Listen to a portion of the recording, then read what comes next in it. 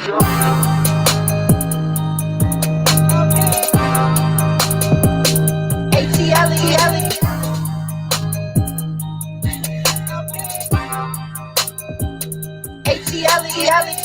up, squad? What's up? What's up? Come on in. Come on in. Hey, y'all.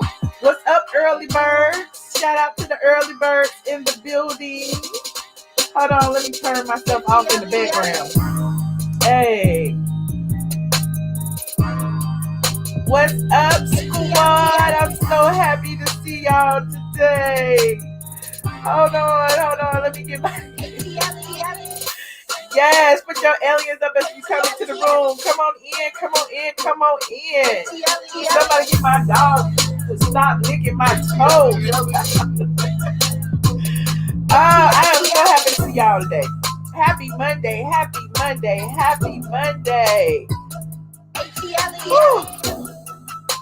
Hold on, let me see. Let me get this roll call together. ATLien, get ready, because you about to be an ATLien. Hold on, let me get this roll call together. I don't want to repeat that. Look, y'all, I'm all over the place. I got, hey, Druzy, Cheryl, Singleton, Egypt. Okay, I'm trying to do 10 things at one time. I'm trying to get my stuff uploaded into StreamYard. I'm trying to get my windows open. It's all kind of stuff going on over here right now. But I appreciate y'all for joining me today. We got a lot to talk about. I don't know how long this show gonna be, but hopefully we'll get it all in. I don't know. But wait a minute, I got a super chat. Hold on, I'm scrolling. Hey, Beverly George, I see you in there. We got all the members. Jezebel was here on time. C. Patterson holding it down with the wrench. I see Melissa in there. Hey, Melissa. Hold on. I see Patricia. Hold on. I'm still looking. I'm still scrolling. It was a whole bunch of y'all in here. Shout out to Princess AG holding it down in the chat as well. What Mr. Woods talking about? I want to see that Subway. Well, you know what's on the agenda. Okay, first of all, let me go ahead and I don't know. I wanted to kind of touch on VERZUZ a little bit, just a teensy bit, simply because, we got to give it up for Gladys Knight and Patti LaBelle because they held it down last night. They had everybody swaying in their living room. Let me put this up real quick because I want to know about this set right here. First of all, we got Patti over here with this mirror and her Louis Vuitton luggage and her Christian Louboutins and her extra pair of shoes. She got a purse. She got all kind of stuff over there. Then we got Gladys over here with her sequins on, looking amazing, by the way. But they just gave her one little flower, just one little flower. And I'm like, what was going on? Why they both can't have some Louis Vuitton luggage and some Louboutin? I'm just saying, it was like, what's going on? Like, y'all didn't notice that? That was the first thing I noticed. Then, I had already said I wasn't going to sit through the whole thing, but for whatever it was, I ended up sitting through the whole thing. But the first couple of minutes, it was so awkward. They were just sitting there like, somebody tell us what to do. Somebody tell us what to do. We don't have anything to do. What are we, somebody say ready, set, go or something. And then everybody like, you lied. They didn't even know what live was. They were like, oh, we lied. We lied. It had been like 10 minutes before it was just like this awkward silence. But it turned out well. They were legendary. And I would be remiss if I didn't mention Dionne Warwick making her entrance, honey. She came in there walking all slow. We didn't know what was about to happen. She was about to announce something. She was going to sing along. We didn't know. They kind of drug her on in there. She just joined on singing. But it was cute. I really had a good time. And now, as every VERZUZ goes, everybody's sitting there trying to figure out who is next. Who's going to be next? What's going to happen next? I don't know. You said the sound was very bad. The sound was a little bit sketchy. I was looking at it on my phone. First, I was looking at it on my computer. Then I tried to put my computer on my TV and it was like real low. Then I looked at it on my phone and it was great. So I don't know. Some of y'all were watching it on Instagram, and I guess the sound was messed up on Instagram. But when you watched it on the Apple Music, the sound was good to me. But there's that. Dionne Warwick is about to be 80. She can't move any faster. Okay, Reese, you got look. They all up in age, and it's a beautiful thing because black certainly does not crack. They looked amazing. Patti even took the opportunity to kick off her shoes, even though it hit her in the knee.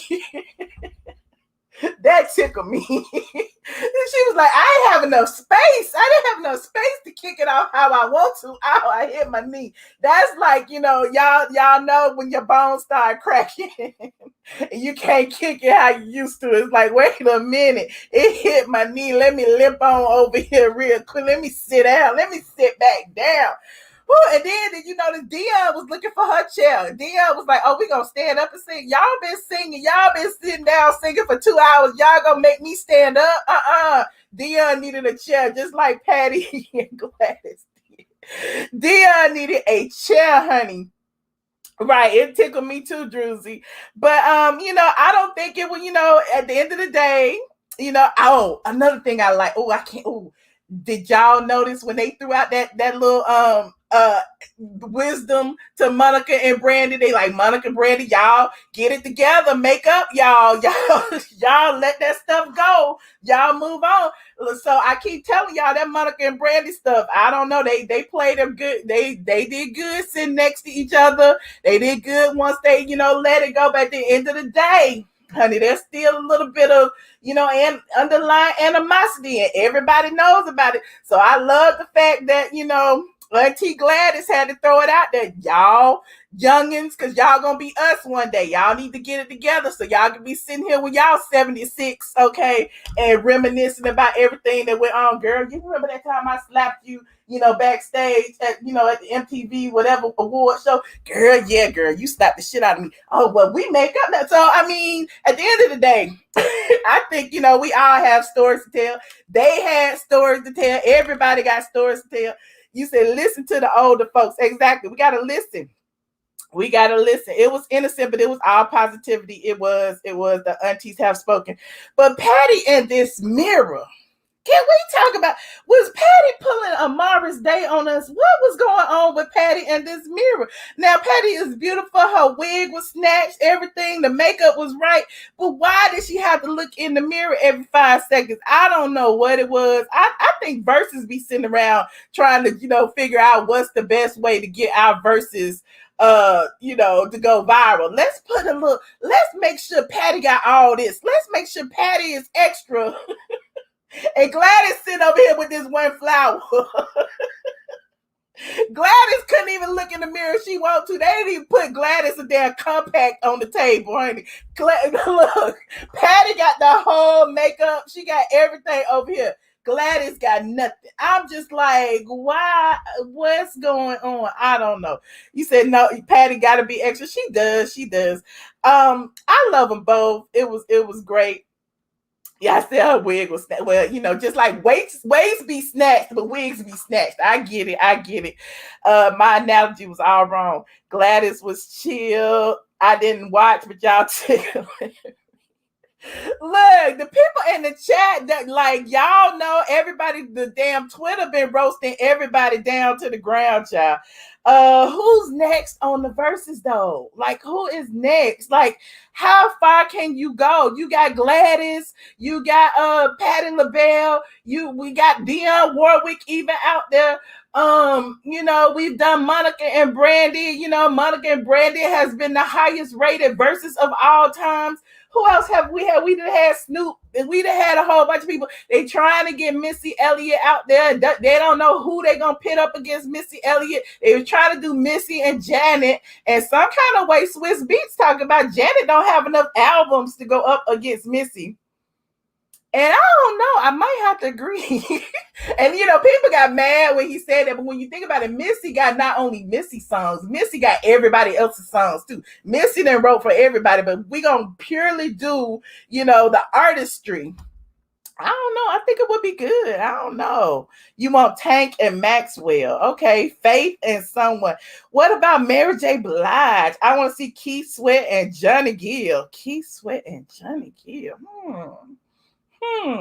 He said Gladys didn't need a mirror at 77. She looking like 50. You know, Gladys got her face snatched while y'all remember the picture when Gladys and her younger husband and all of child. Gladys got some history, child. Y'all know Gladys is in Atlanta. We know all about Gladys Knight Chicken and Waffles, and how it was almost, well, I don't want to speak that into existence, but you know, her son was doing some shenanigans, almost like the Sweetie Pie situation. And yeah, it was a lot going on with Gladys and her chicken and waffles restaurant. But you know, we're gonna always love Gladys.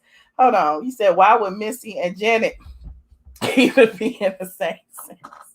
Well, I mean, is that a good thing or a bad thing? They are both legendary. 50 Cent and T.I. I think that would be a good one. Ginuwine and Tyrese. I don't know. Mariah and Mary. I don't know. I'm thinking, what about Jermaine Dupri and I'm just naming people now. Ludacris and somebody. I don't know. It's, you know, I noticed it's a lot of artists that seem to be in their feelings and they don't want to do it for whatever reason. Have you noticed that? I feel like some people think that it's beneath them.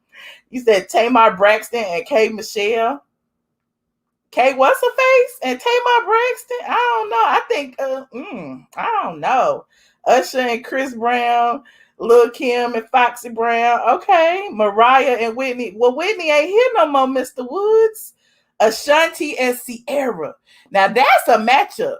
Luda already went. You know, I ain't seen all of them. Okay, who Luda go up against? I missed it. I need to go back and watch it. D'Angelo and Joe. Okay.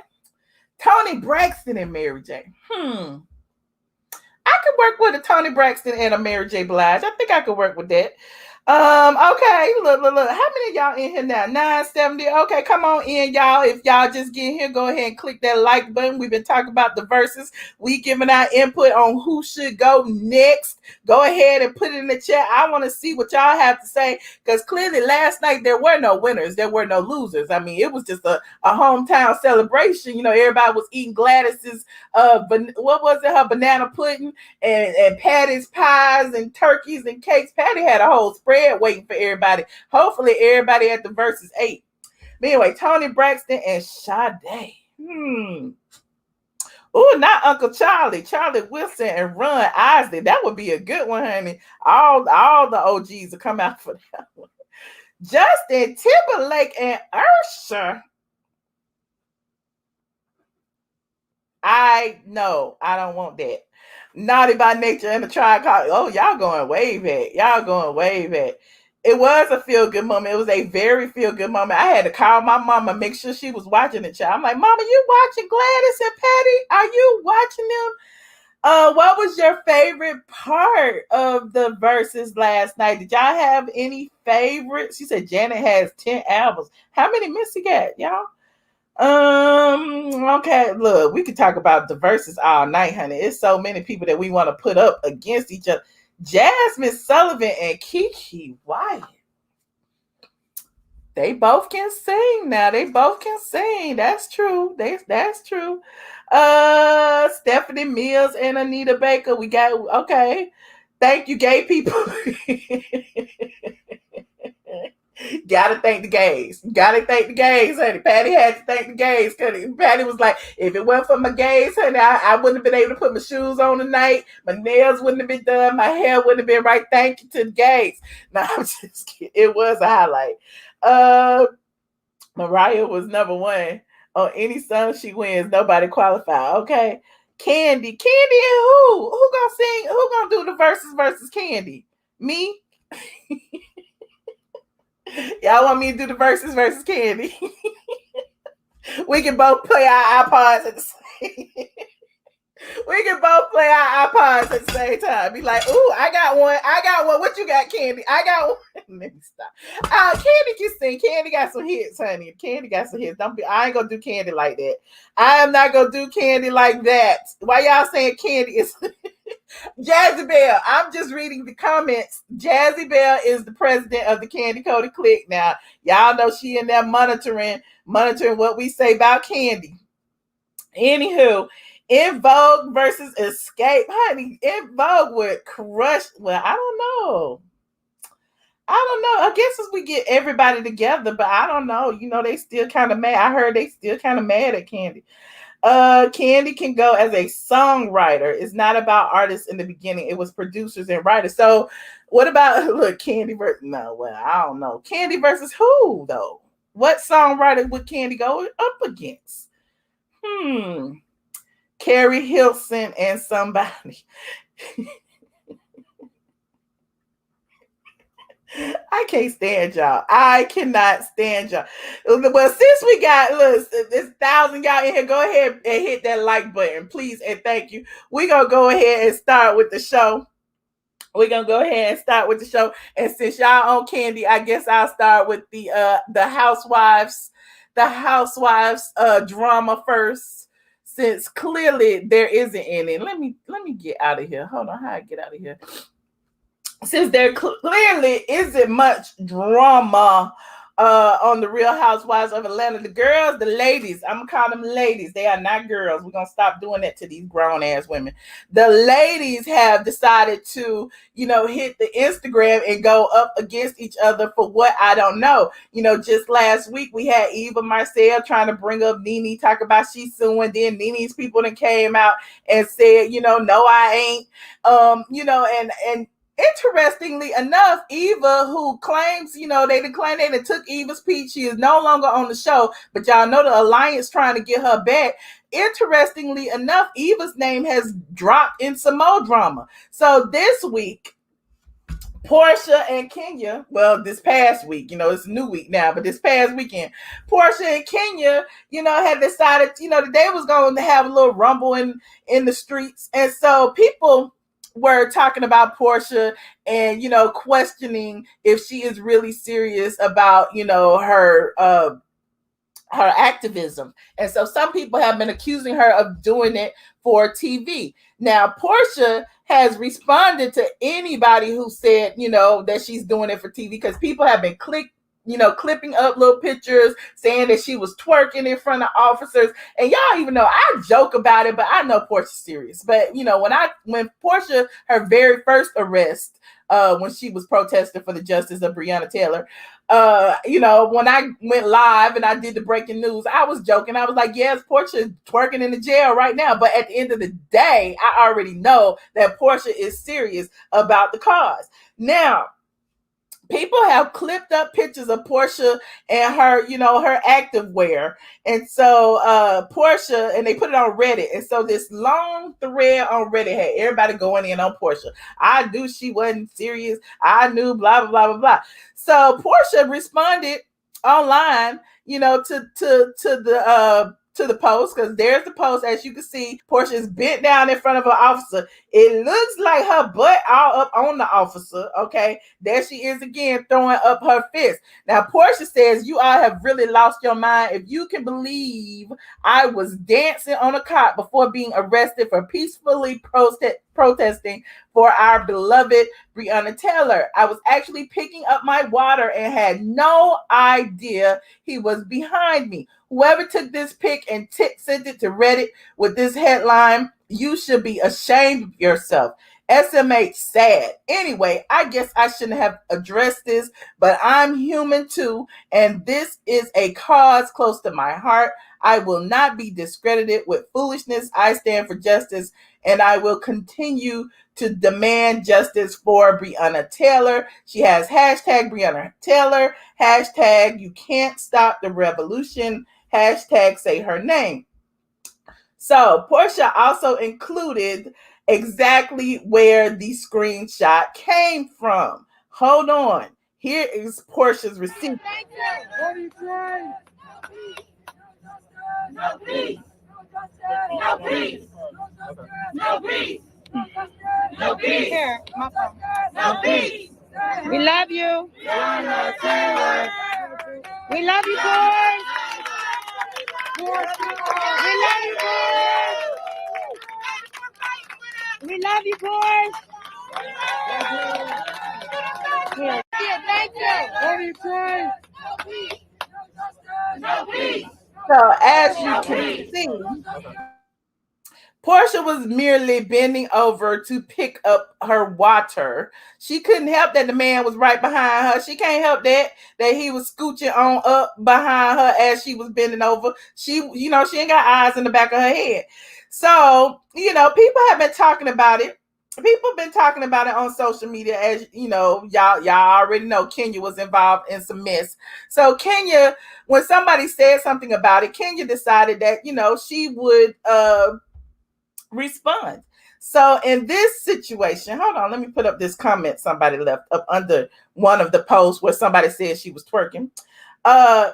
This person said, this girl didn't even know what the Underground Railroad is, but now she's a civil rights leader. Yeah, right. She needed to clean up her image and needed a storyline. Sorry, not buying it.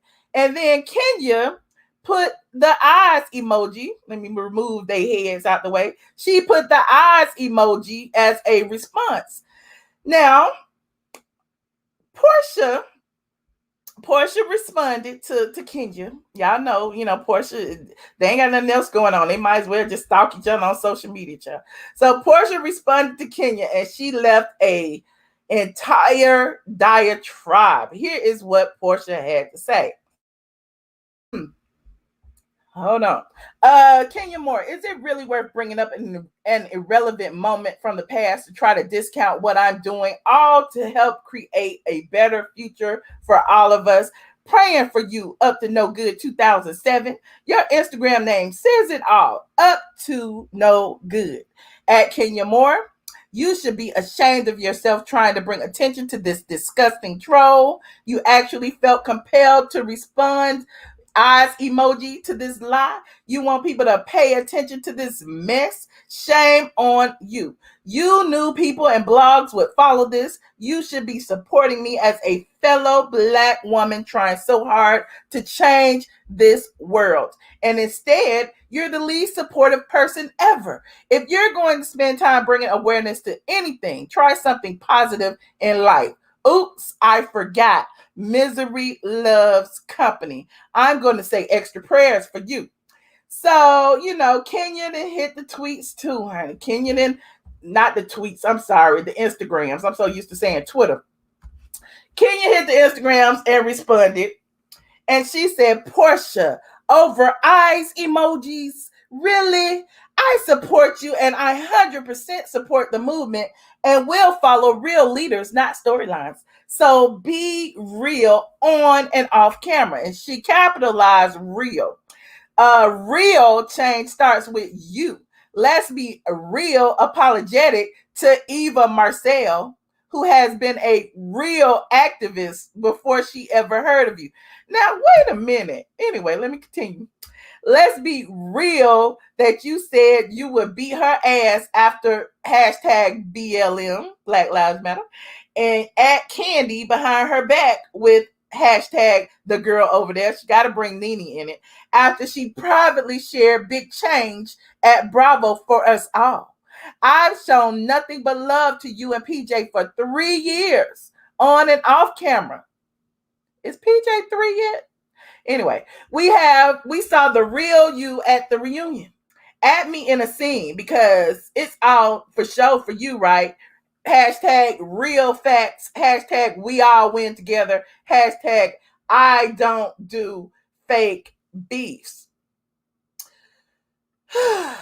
What do y'all think about Kenya and Porsha going back and forth with this situation? You said PJ ain't 3. Well, that's what Kenya said. She been supporting PJ and Porsha for 3 years, honey.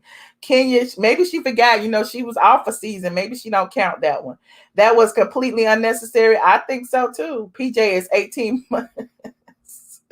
Well, first of all, the first thing I want to know is, when did Eva Marcel become an activist? Because isn't Eva the same person who called them nappy-headed hoes?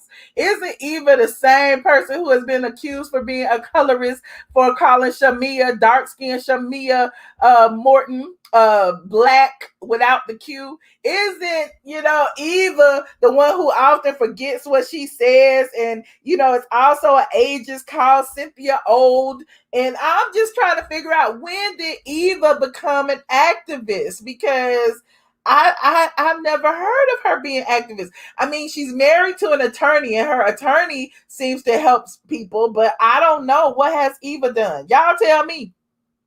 Y'all tell me, because I don't know. I don't know. I'm just here reading. This is what Kenya said. And then for her to say, wait a minute, what else did she say about Porsha? She said that Porsha tried to said she would beat Eva's ass after Black Lives Matter, and Kandi behind her back with the girl over there after she privately shared big change at Bravo for Us.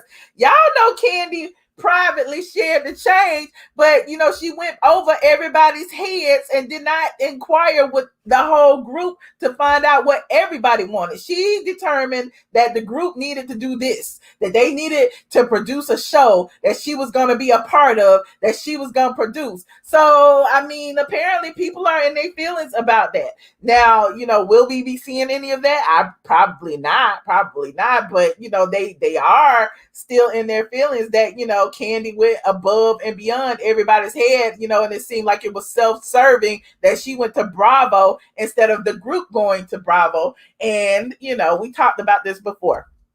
But there's that. I guess that's why they call it Kandi Cruz. But I'm still confused about Eva being a dang activist. I am so confused over that. But there's that. I digress. What y'all saying? Everyone knows Kenya is a bully. Okay. Where is Mark?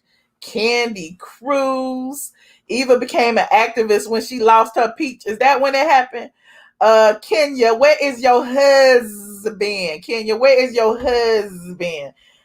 Kenya didn't mention any activism that she has done because she hasn't done anything. What you said. Well, Kenya's the one who said she was an activist. Y'all tell me what Kenya said. I haven't been following the thread. That was the last I got. I don't even know if Porsha responded back to Kenya's long diatribe, or how did Eva get in it? And then she added Kandi as well. Is Kandi involved too? Kandi's an activist too.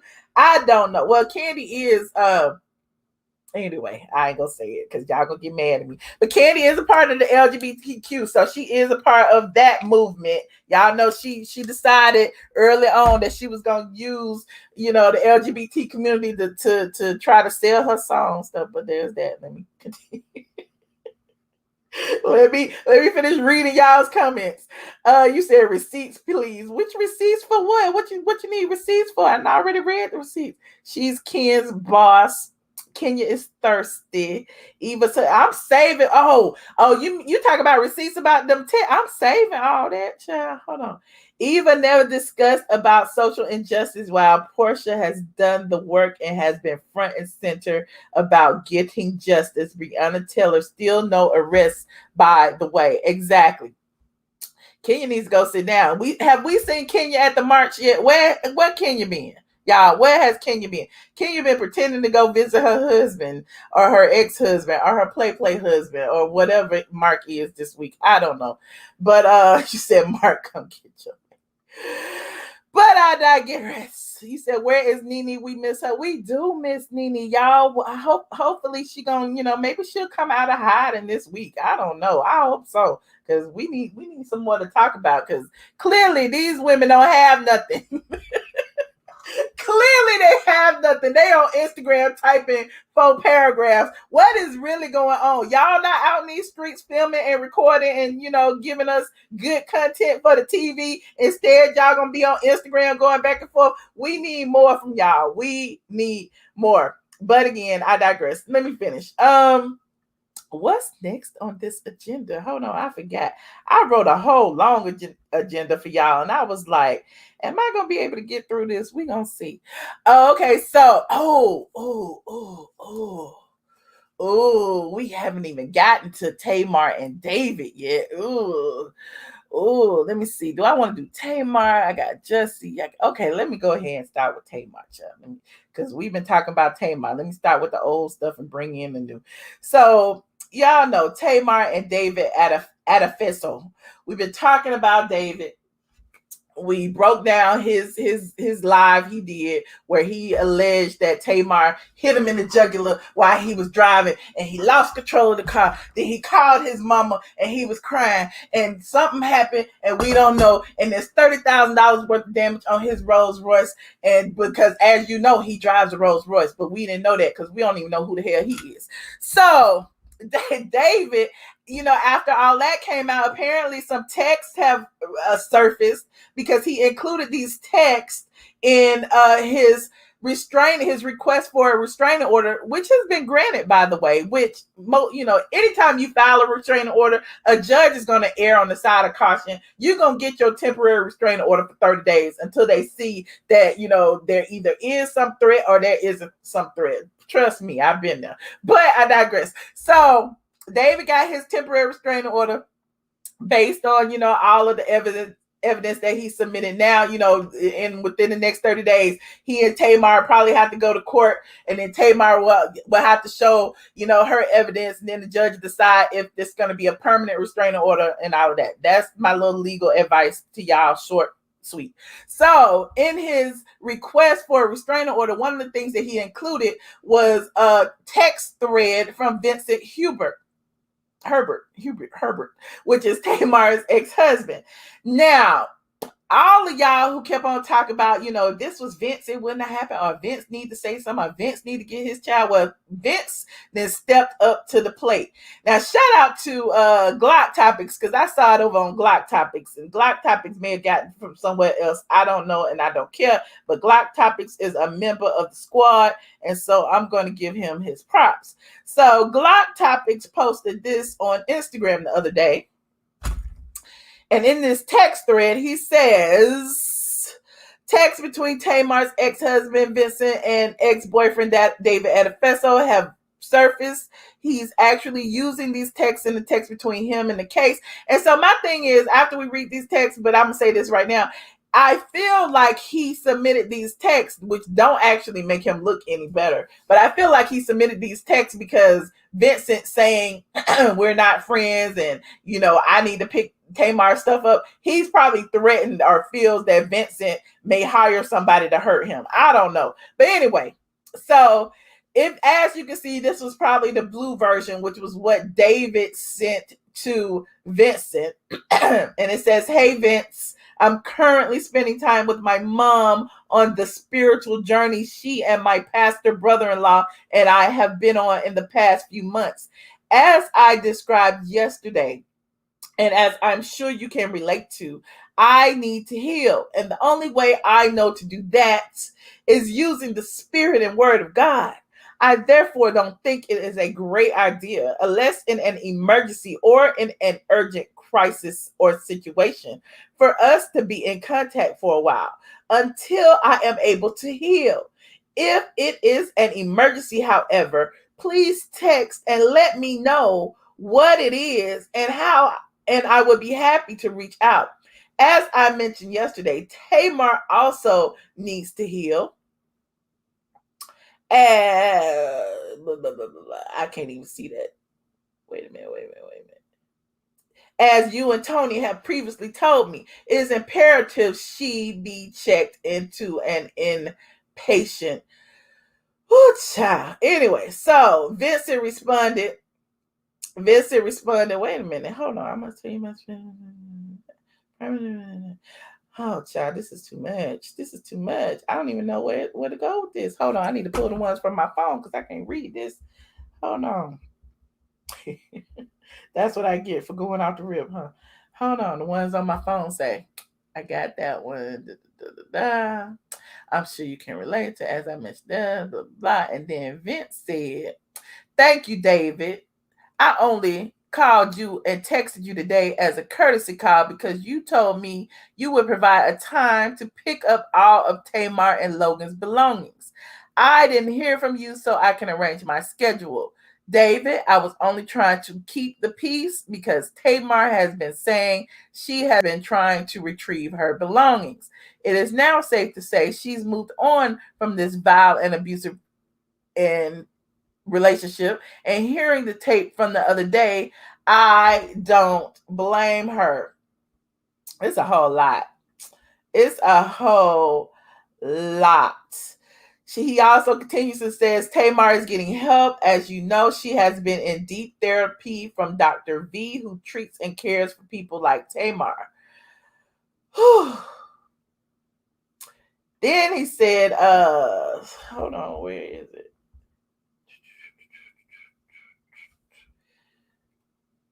At some point, he said that the doctor didn't think that Tamar needs to be institutionalized, but thank you for your concern. I've also talked to Tony, and she said she hasn't spoken to you since the incident that happened at your home and Tamar was released from the hospital. But we will take care of Tamar and Logan since the responsibilities were too much for you. Please know that after the stunt you pulled on Saturday, you seeing my son is absolutely out of the question. You used a 7-year-old boy and his emotions for your own publicity stunt. Never again will you be alone with him for any reason. You used Tamar's love and trust for you and manipulated time with Logan to use him for, yeah.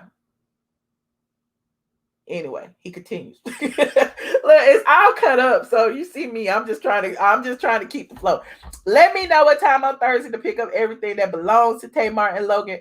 After hearing you threaten Tamar's life, I believe the last thing I would do is give you an address for you to find her.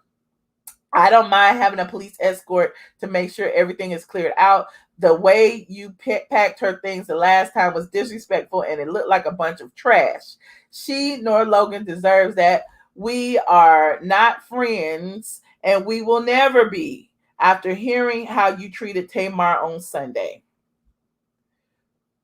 My conversation with you yesterday was respectful and honest, and you never mentioned that you said to her how you threatened her. Then you called the police on her as if it wasn't you on the tape that I heard threatening to kill Logan's mother.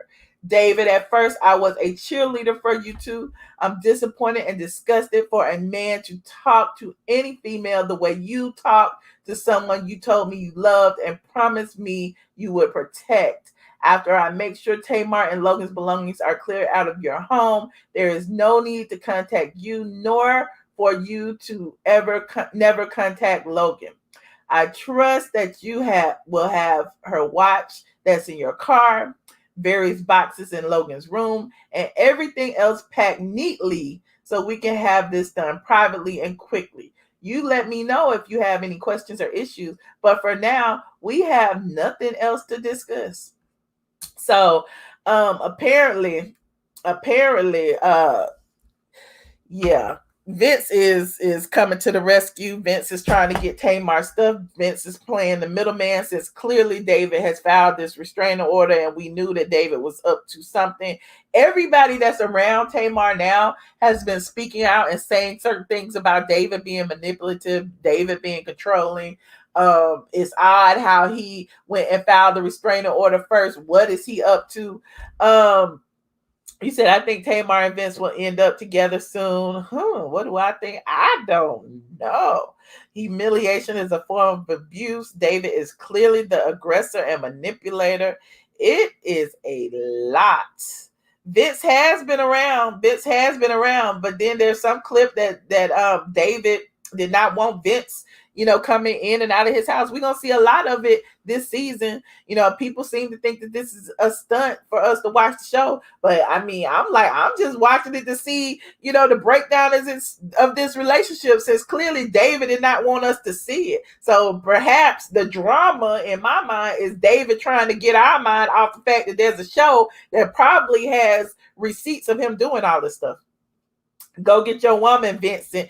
I told y'all weeks ago. I told y'all I wasn't a fan of Tamar's. I hadn't been following the Braxtons. I told y'all what I felt from the outside looking in. And all of this is coming out just like I told y'all. Like, he's an opportunity. It seems like he was there for whatever reason to advance his business, to, latch on to a celebrity, to get more exposure. This is what I think. This is not, I don't know for a fact, but yeah, it's all coming out. And the fact that he put these texts into his restraining order is kind of odd. But then again, sociopaths do odd things. He probably told the judge that, Vincent was threatening him, or, that Vincent was contacting him through Tamar, or Tamar was contacting him through Vincent, because, when you have a restraining order on you, you can't contact the person through a third party. So, that was probably his way of, stopping them from calling him, period. And also his way of keeping Tamar's things, because now who's going to call him to get Tamar's things and then, get Tamar in trouble and locked up. So yeah, it is a hot mess. So he was just covering his bases, and some people use the legal system to do that. I've had people do it to me, file restraining orders just to not have me, show up at events or something, knowing that they weren't scared of me and I ain't never threatened them. It's like people do some crazy things. So in this situation, because it was a relationship and it seems like he was the controlling one, it just feels like he's just doing it to get ahead of whatever's going on. It's sad though. It's very, very sad. What are y'all saying? Fame is a hell of a drug. It is.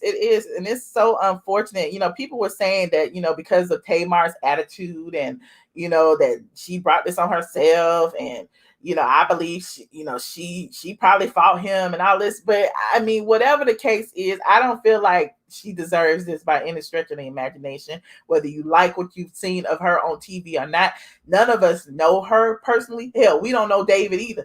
All we can do is look at the facts as they're presented in front of us and then make a decision. And from what I'm seeing on the outside, I feel like he has more to do with the situation than she does, in my opinion.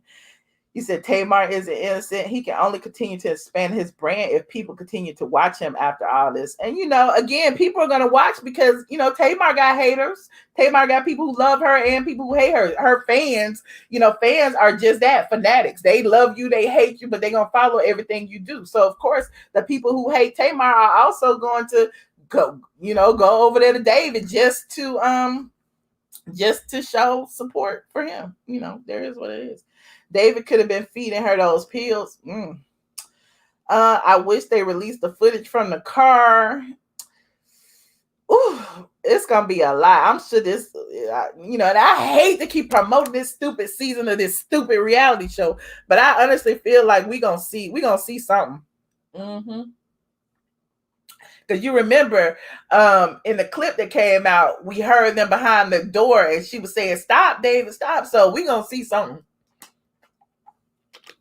And I'm gonna watch it.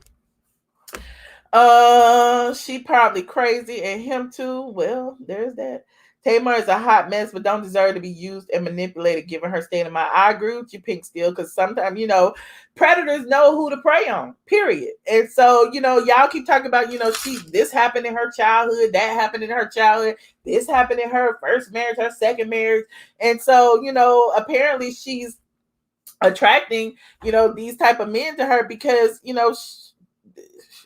she's troubled, and, people know how to take advantage of troubled people.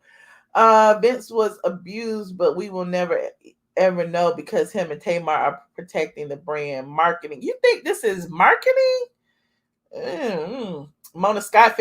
Okay, I really hope that we see that, because that's what it sounded like. Because remember, when he made that 911 call, he was talking about we finally free of WeTV and all of that. He was thinking that they weren't going to air the WeTV show, but they aired it anyway. They let Tamar out the contract, but they still aired the show. So at the end of the day, we gonna see what it is that he don't want us to see. The restraining order was for David to save face. Exactly. All right. So, yeah, go ahead and comment in the comments. Let me know who you are. Are you team Tamar? Are you team David? Are you team Vince? Are you team you don't give a dang? Let me know what you think in the comment section down below. And if you are just getting here, go ahead and like this stream. We've been gossiping and talking for dang 45 minutes. I didn't even realize we've been talking that long. Who is next? Should I go to Andrew Gillum? Should I go to Andrew Gillum or should I go to Jussie? Should I go to Andrew Gillum or should I go to Jussie? I guess I go to Andrew Gillum, since he was the newest, if I'm gonna choose that way. Let me see, where is my Andrew Gillum situation? Okay, here it is.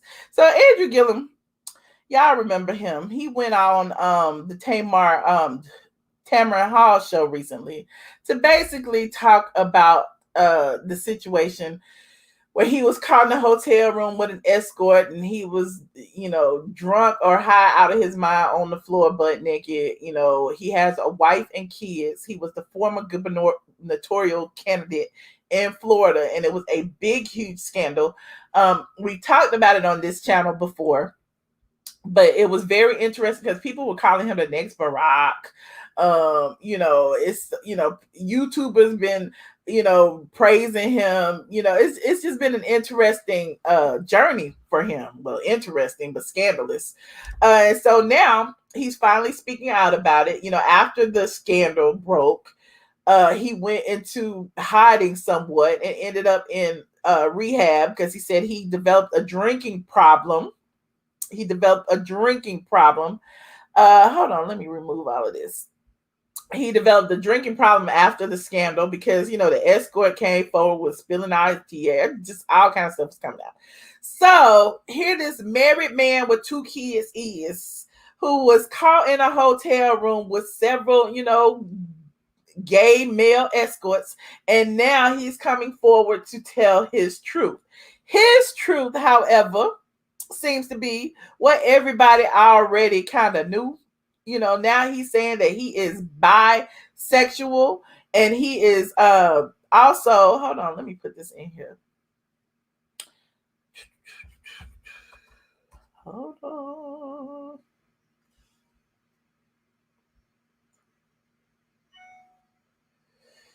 And he also set aside his wife, who also gave her thoughts on the subject. Now, shout out to Sandra Rose for sharing this with us. Hold on, let me put this. Y'all know I love me some Sandra Rose, honey. Sandra said that Black Twitter is going in on Andrew Gillum because, it aired today. He was joined by his wife, who explained why she accepted Gillum's marriage proposal after he told her that he had an attraction to men. Now, as you know, Gillum was caught nude in a South Beach hotel with a naked male escort in March. Gillum said he and his wife were in Miami that weekend to attend a friend's wedding. But after drinking at a Miami bar for 4 hours, Gillum said he texted an associate to hook up. Now, this picture that is in here, hold on, not that one, hold on. This picture actually went viral, and it's not the it's been kind of but he was found on the floor covered in his own bodily fluids, and he said he woke up several hours later on the bathroom floor of a hotel where his friend had overdosed. Sheriff deputies gave Gillum a ride back to his hotel room, and he took an Uber to the rental home he shared with his wife. His wife was asleep when he arrived, and he didn't want to wake her up. Give y'all the backstory.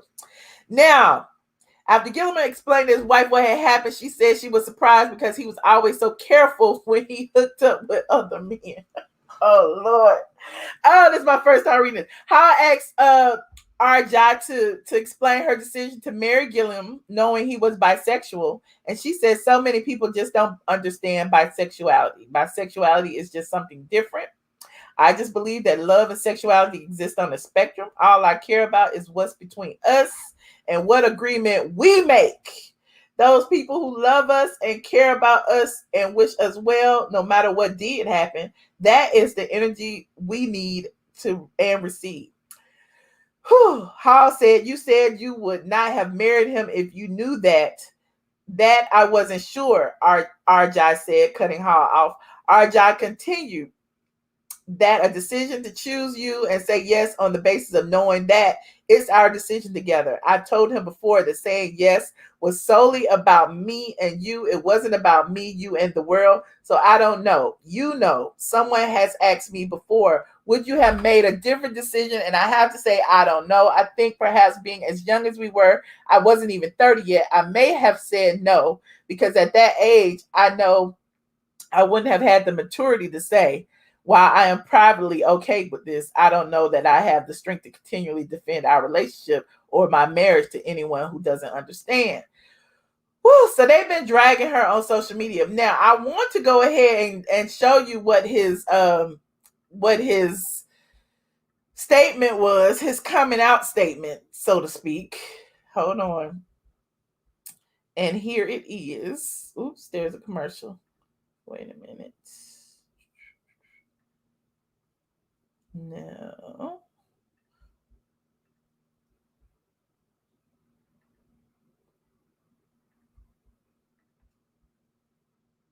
Everyone believes the absolute worst about that day.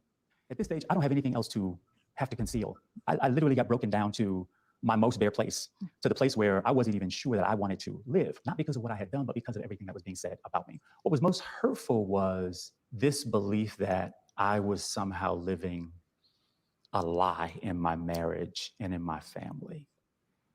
That was the most hurtful to me, because I believe we're all entitled to mistakes. And I believe we're entitled to those mistakes without having every other respectable and redeeming part of our lives invalidated. And I felt like the love that I have between my wife and I, my family, but most important, the authenticity that I tried to lead with was all in question at this point. And not even in question anymore. Something else had been assumed by that. And to be very honest with you, when you didn't ask the question, you put it out there, is whether or not I identify as gay. And the answer is, I don't identify as gay, but I do identify as bisexual. And that is something that I have never shared publicly before.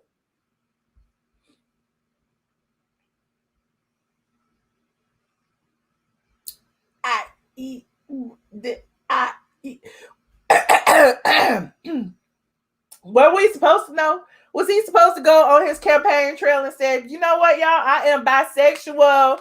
I am bisexual. Guess what? I am bisexual. I don't think his sexuality had anything to do with the scandal. The scandal in itself is that you are married. You have made a commitment to this woman and your kids, and you were found drunk, high, with drugs in the hotel room with a male escort. It probably, I don't know, it may have been the same with a female escort, I don't know, but the fact that it was a male escort just made it that more salacious, in my opinion. At the end of the day, you broke your covenant of marriage, period. We don't care if you bisexual or not. We don't care. And you still, like, your morality is still in question at this point. So when you talk about running for office, and I believe, that if somebody said that his family was a cover, most politicians want to have a wife and kids and family, make it look like the perfect family unit in order to get, the common American to believe that you are wholesome, red, white, and blue, family matters, all of that. But at the end of the day, if you're living a lie, that is where everybody, kind of drops you out of the running. I think if he was walking in his truth, if he had a husband or whatever the case may be, it would have been a different ball game. But there's that, social media has been dragging. She said she knew. She actually has gone on her to talk to Tamara Hall, and she said, it was okay. Hold on, what else did she say? Hold on, but the Twitters are saying Andrew Gillum is a drug addict and cheated on his wife with a man. The left is celebrating him. Think about that. Somebody else said, so much courage, he cheated on his wife and was found passed out on drugs in a hotel room with an escort. Somebody else said there's nothing to be proud of. Gay or bisexual, Andrew Gillum was caught committing adultery with a man. I feel for his wife and children. If he had gotten caught, none of us would have been the wiser. If he had not gotten caught, none of us would have been the wiser. This is damage control. He needs to shut up and show respect to his wife. Another person said definitely not an issue in my opinion. He is a good person with a strong voice. We can't ask for better than that. At least he's honest, decent, and speaks truth. More than we can say for this entire administration full of spineless cowards. That's what we need to talk about. And a lot of people are proud of him, and a lot of people are dragging him. Andrew Gillum is done for in national politics. Maybe younger Black women have been so warped by the LGBT agenda that they could rationalize supporting a DL man who cheated on his Black wife with a white man. But as for 40-plus-year-old Black women, not a chance in hell. Ooh. This person said Andrew Gillum deserves no praise for coming out. His being bisexual does not forgive the escorts and the drugs. Someone else said, I'm still feeling my way through this, but this stuff about how RJ Gillum supports her husband is not sitting right with me. It's not like she's supporting a controversial political stance. It's his identity. It feels like y'all are playing into the bisexual stigma. I really feel a lot of empathy for Andrew and RJ Gillum. I hope I'm saying her name right. I'm probably not. But I think his days in politics are over. Great interview, though. So it's a lot of people who are really dragging him. Andrew and our relationship is disturbing to me. Did they consider this revelation and how it will affect their children, especially very young children? This down low thingy may be acceptable to some, but no thanks to me. Interesting that the wife says the leaked nude bathroom photos would have most likely not made it out publicly and would have been criminal if it was a woman in the situation. The entire incident was handled so sketchy. The wife saying she was panicked and didn't know where her husband was is the main reason folks should enable location sharing with their spouses. I remember. So, what do y'all think? It's like you said it'll never be you. It will never be you. It's the poop. It's a lot.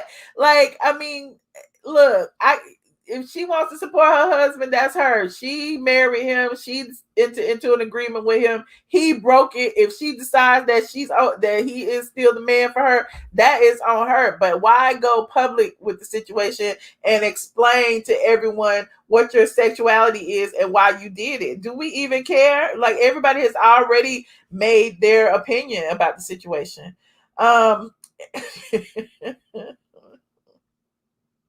Maybe the wife is bi too. Okay, there's an interesting statement, because a lot of women seem to feel that no straight woman would ever marry a man that they know that has been with another man unless they are okay with, blurring the lines as well. Is that true? Let me know. It's time for people to stop putting their sexuality into play. I conquer the dishonesty, not his sex. Exactly. It's the dishonesty. They should have kept it amongst them. Well, look, it gave a lot of views to the Tamar Hall show. That's for sure. Because, I mean, this is her season premiere. So most people watched it.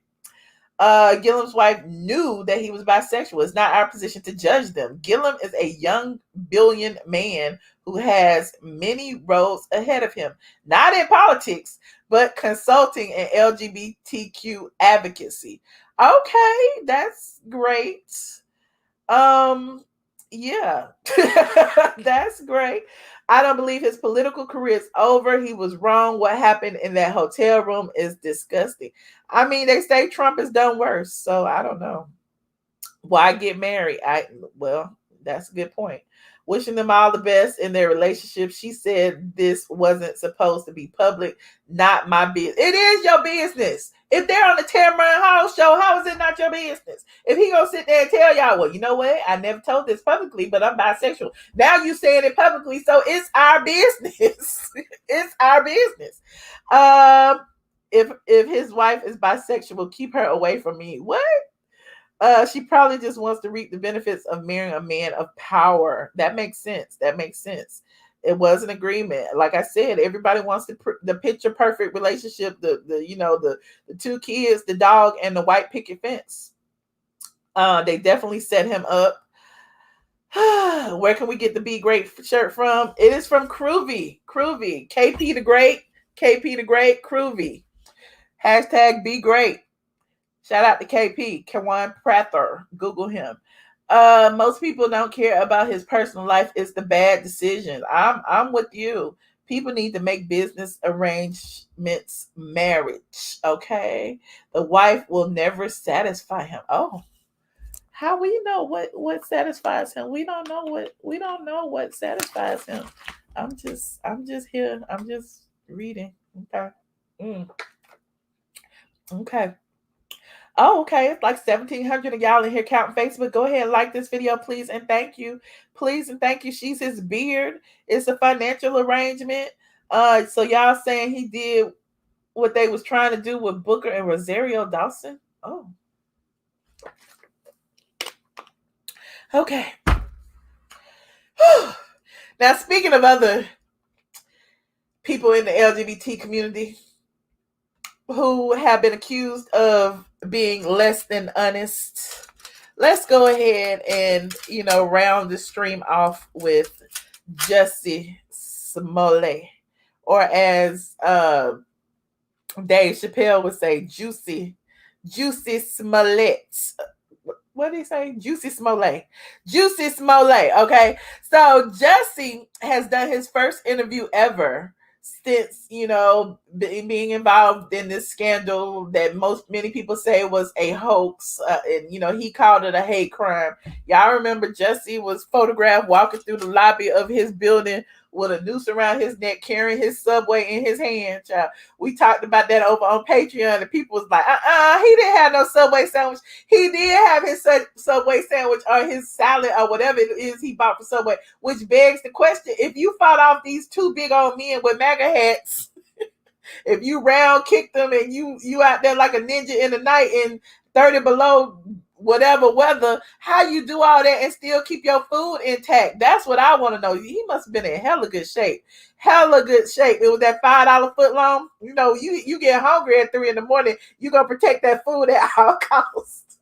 You gonna protect that food. But anyway, so we all know the story. We done talked about it. We done beat that horse dead. Now y'all already know that the Chicago Police Department, they have decided to, press charges against Jussie. Jussie has been going back and forth to court because they said he didn't lie. They didn't spend so much money on resources investigating this lie. They done got the Olasundro brothers, from Nigeria asking them questions. They done found out where they bought the hat from, where they bought the rope from. They found all this stuff about Jussie. Meanwhile, to this day, Jussie will not admit that it was a lie. But there were some people around him who feel that maybe he didn't lie. Maybe he's telling the truth. What is going on? And so I don't understand. Like Mark Lamont Hill, who interviewed him, actually interviewed several people during the stream. One of them was Angela Davis. Like, it was a couple of people they interviewed. And basically they were all saying that he was being railroaded by the system. And I'm like, he's being railroaded. He lied. And I don't understand. Well, perhaps they are using him as an example. Perhaps. But he seemed to not have been honest about the situation. Now, I want to look at a little bit of this interview, and I'm going to let y'all, I'm going to let you know how I do. I like to let y'all make decisions. I might give my input, but I want to let y'all make a little bit of the decision yourself. Hold on. Let me find it. Let me find the point where he came on. Okay. Hopefully it's not but like 10 minutes. We're gonna look at this and we gonna break it down. Hold on. You know, to be able to not be able to say all of the things that you want to say, to not be able to yell from the rooftop, because I don't think that people realize it. I've just been wrapped up in some form of a case for the last approaching in, you know, just a couple months, approaching 2 years. So, you know, it's been beyond frustrating. And I think that I'm certainly not going rogue, and I'm not, you know, I'm still taking the advice of my attorneys and everything like that. But I just don't really see, honestly, what staying quiet has really done, like where it has gotten me. So and then there's the bigger picture that it's so much bigger than me. And it's unfortunate. The main thing, you know, I'm so grateful for ATLien and Angela and Fanya and Gina and all of these incredible Black women, which really like have really embraced this to be able to see the truth. And you know, how am I? It's kind of a weird question to me at this point. The question kind of baffles me at this point, because sometimes sometimes I wake up in the morning and I, you know, am so angry, and then other times I wake up and, you know, I can, you know, if I squint real hard, I can see the silver lining. But at the end of the day, the one thing that I always wake up and no matter how I feel is I feel like this is an opportunity to have a very real conversation within our own communities about truth, about reconciliation, about the things that we accept, about the things that we ingest, about the ways that the media handles things, about the idea of corporate, you know, corporate network media, or the fact that the police departments, you know, asking the questions of why would a police department need such a PR presence, you know. All of these things come into my mind, but the thing that really gets me is the fact that there are Black and brown women and men behind bars for things that they did not do. You know what I'm saying? Who do not have the ability to pay for somebody to defend them for, and I saw it with my own eyes, the small amount of time that I was in there. You know what I'm saying? I really don't think that I needed something like this to happen to teach me, or to, you know, I look at myself, I'm like, oh, I'm pretty, you know, I'm certainly, you know, well informed about the plight of us. Of course, what in these last 2 years, it has humbled me in a way that nobody could ever possibly understand. You know, well, let me ask you about a couple of things you're talking about. I know tomorrow's a relatively big, could be a big day. Tomorrow, September 10th, 2020. Your lawyers are going to file a motion, or they have already filed a motion to dismiss the current indictment. Tomorrow, the court will hear arguments on that motion. There's a chance this could, theoretically, there's a chance this could all be over tomorrow. Do you think that's possible? Are you optimistic? I believe in the Lord. I genuinely do, man. And I believe that I have to give it up to God. And I think that at a certain point, you know, even in the thing that's gotten me through this, even in my own faithless times, you know what I'm saying? And that's just keeping it 100. I've seen God and I've seen faith through, you know, my family, through my siblings, through my, God knows, through my mother.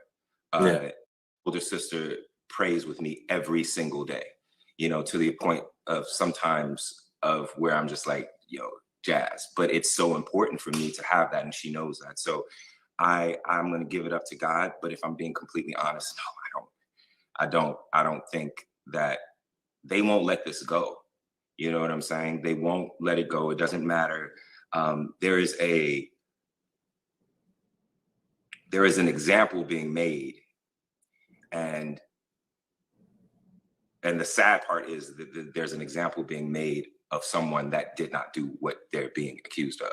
You got to really look a little bit deeper, and you got to think about the fact that these departments, these prosecutors, these police, their frat boy fraternal order of police, you know, all of these these departments, they get funded, they get promotions, they get these types of incentives, not from solving a case, not from solving a case based on truth, based on fact, but in fact winning the case. So if your first motive and your main motivation is to win a case, well, then you're going to win at any cost, which means that you're willing to throw people under the bus that don't deserve to. You're willing to coax people into lying about things and saying things happened that did not happen. You're able to switch a narrative and sell a narrative based on the agenda that you're trying to sell. And that is what has happened for the last almost 2 years to me, but it's what's been happening for far much longer to people all over this nation.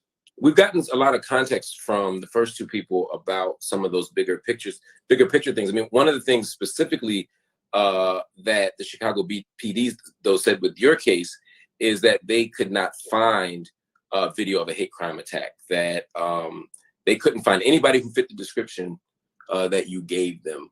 And that was one of the first things that made the public say, hey, wait a minute, maybe this isn't true. What do you say to that? I would say, and again, you know, I have to be careful what I say because I'm still in a court case, but at the same time, it's out there. You know, there's also 2 other witnesses that saw white men. So, you know, saw exactly what I say that I saw someone with a rope hanging from their side. These are all things. See, that's the man putting me on pause. Chicago PD to tap your line.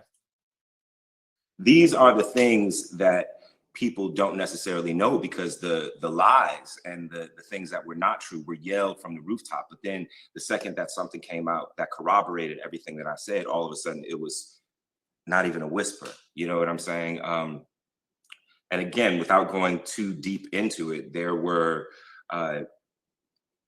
is a tape of the from what I see, and you know there is something, but of course it cuts off right before it happens.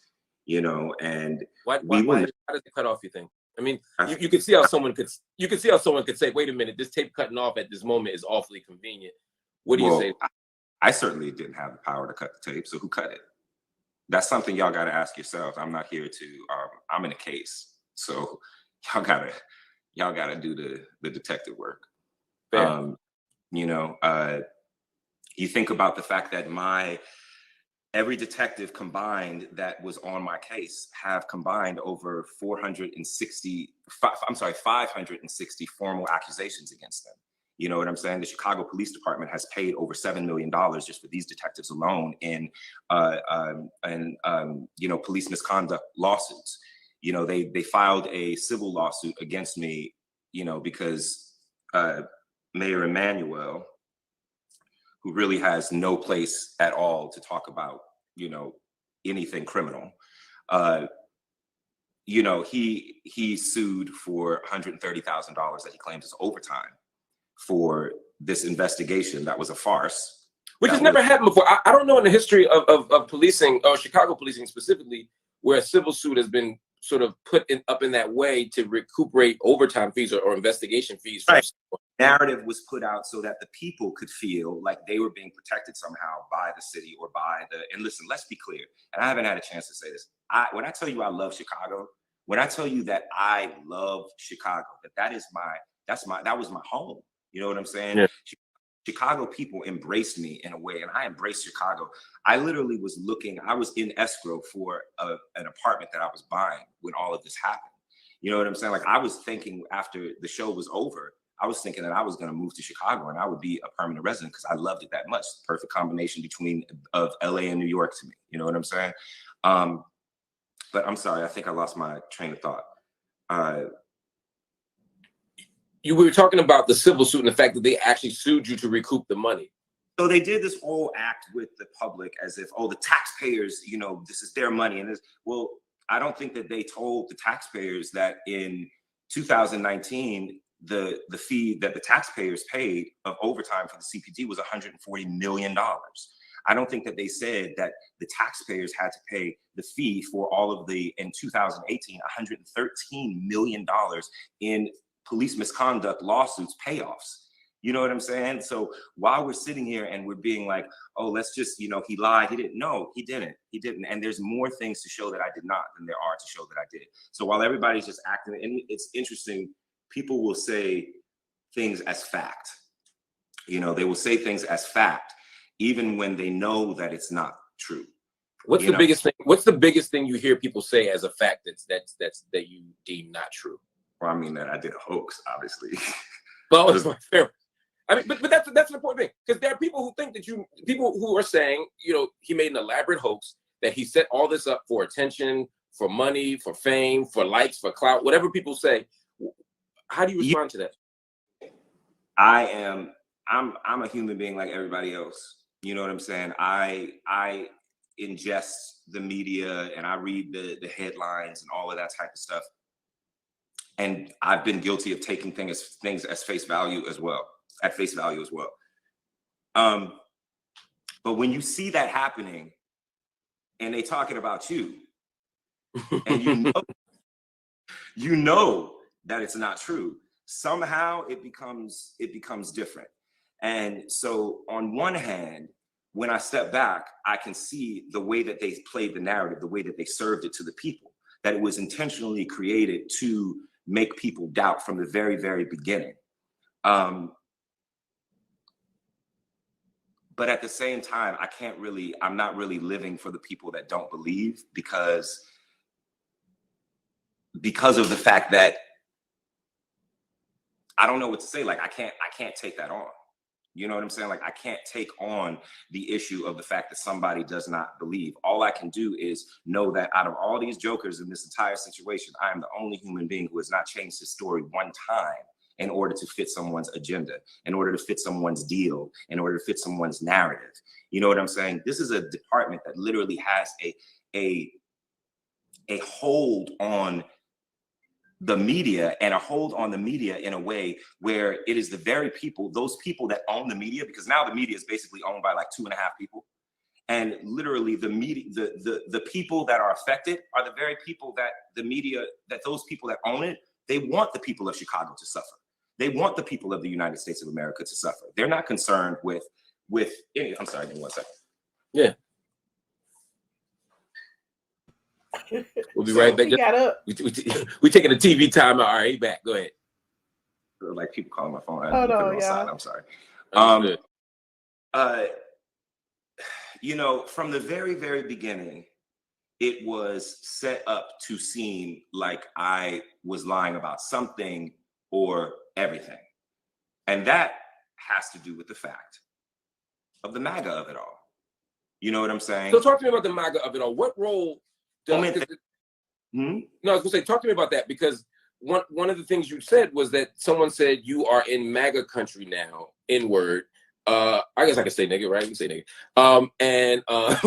And because that's what they said. Actually, they gave you an ER, right? They said nigger, right? Hard R. The response that many people made to your claims were people coming from the right, Trump supporters. And so your claims, your allegations were in conversation with their allegations, right? That you know, liberals lie, that this is all a big anti-Trump hoax. Talk to me about how the Trump supporter and the MAGA, the Make America Great Again movement, kind of played into that. Had you not said that part, would this be different? I think so. And, you know, but the only reason why I said it is because they said it. Right. You know, and I don't really know how to make sense of a lot of these things. You know what I'm saying? A lot of these questions that are being posed are difficult because, I'm sorry, this is so ragged. It's all good, man. A lot of these questions that are being posed, I can't answer because of the fact that I simply don't know. You know what I'm saying? And you know, I don't know, man. Let me ask you, and I know you got to run. I want to ask you a question about the Osundero brothers, because I mean, a key part of the state's case against you is their testimony. it's the I don't know if I want to call it a raid, but they went into their house. They say they found stuff. They say that they have video of them, and that the most damning piece of evidence, in fact, in the public mind, in the media, the most damning piece of evidence is those two brothers who they say, and who were held for 47 hours themselves, who they say made a case against you and demonstrated that you weren't telling the truth. Help me understand the Osundero brothers and how they play a role in this. Well, again, I can't say too much because I'm in a court case, but what I will say is that what's interesting is the fact that they were in there for 47 hours, and for 47 hours straight said I had absolutely nothing to do with it. And then all of a sudden, I think we lost Jussie. I'm sure he'll be right back.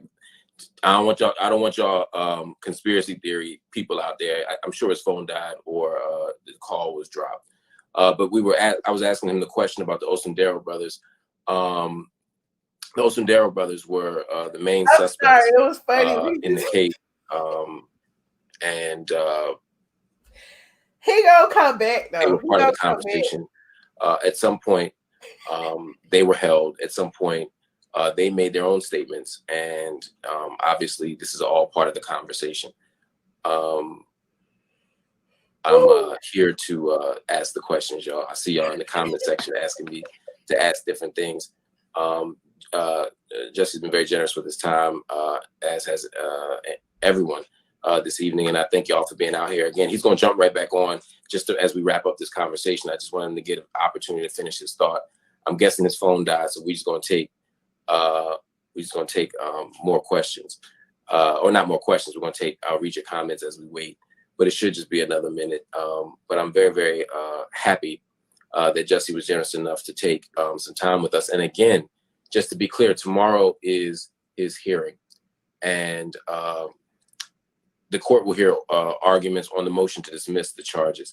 It'll be interesting to see what happens. From what I see, most people are not optimistic that they'll be dropped. That's not a judgment on his innocence or guilt. It's just to say that it doesn't seem to be where the state is at this moment that they're going to do it. But we'll see what happens. It'll be an interesting development. But again, I'm going to wait for Jussie for just a few more minutes because he was in the middle of answering that one question, and then we'll wrap out. But I hope again, what you will see is, let me see 1 second. I'm just check my notes. Everybody though, please make sure you read that letter. If someone can drop that link in for me, I'll pin it. I don't want to drop out of where I am, but it's on the Griot.com right now. It's an open letter in solidarity with Jussie Smollett, and all targeted by police misconduct. As you can see this evening, many of the people who are supporting Jussie Smollett, they sincerely support Jussie Smollett, but they also understand there's a bigger conversation to be had. And my argument to you tonight, as a journalist, my job here isn't to pick winners and losers. It's not to decide innocence or guilt, but it is to say that there's a bigger conversation that we need to be having in addition to this conversation about Jussie's case, which is so critical. That means that we should be thinking and talking about police misconduct. We should be, with a microscope, looking at Chicago PD. We should be thinking about all the things that are going on, because this is no joke. Jussie's back. I'm going to take his. I'm going to bring him back in so I can let my brother finish his thought, and then we'll wrap up out of it. Let's see where we go here.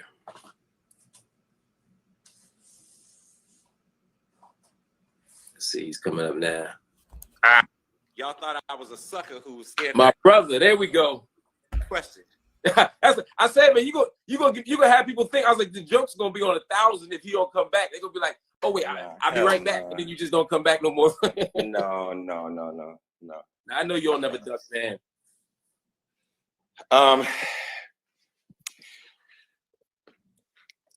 All I can say is that they were in there for 47 hours. They never said that. They continued to say I had absolutely nothing to do with it, and then they changed their story at the last minute. So again, that's really all I can say about it. That's all I can say about it. You know,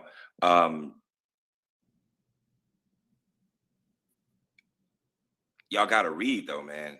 y'all gotta, like, the information is not that hard to find if you actually look for it. And, you know, the letter that so many of these brilliant, you know, activists and artists have put together, it really does lay it out, you know. So there's really not a lot that I even necessarily need to say if people just go and read. Absolutely. And I just pinned that letter there for y'all. It's an open letter in solidarity with Jussie Smollett and all targeted by police misconduct. Again, it has been signed by many people, from Linda Sarsour to Angela Robinson to Teak Milan, Robin Kelly, Erica Huggins, Lisa Gay Hamilton, Danny Glover, Gina Dent, Fania Davis, Angela Davis, Gwen Carr, Gina Belafonte, and Melina Abdullah. We're talking about a range of people here who are all standing in defense of you. At the same time, there are many people who are deeply critical of you. What do you say to the people who say, I hear you, but I'm still unconvinced? What do you tell them to do? Obviously, I know you want them to read, but anything else? No. And that's okay. That's you know okay. what I'm saying? I wish that I had something brilliant to say, but you know what I'm saying? It's like, I've been going through this stuff for almost 2 years. You know what I'm saying? It's like, no one understands the amount of threats that I have received. No one understands the amount of threats that my family, that my mother has received. You know what I'm saying? So while everybody's expecting me to jump online, everybody's expecting for me to talk, everybody's expecting to do that. You know, at first that might have flown. But there are more important things at this point than a show, a job, a gig. You know what I'm saying? So people have to understand that it, in fact, is not my job to convince people that I did not do this. It's not. It's not. And we should not be asking people who. This is what I would say. And then I really should stop, because I'm probably going to start talking too much, because I haven't been able to talk about this. So it's like, I'll start yapping and I need to like chill on that. What I would say is this.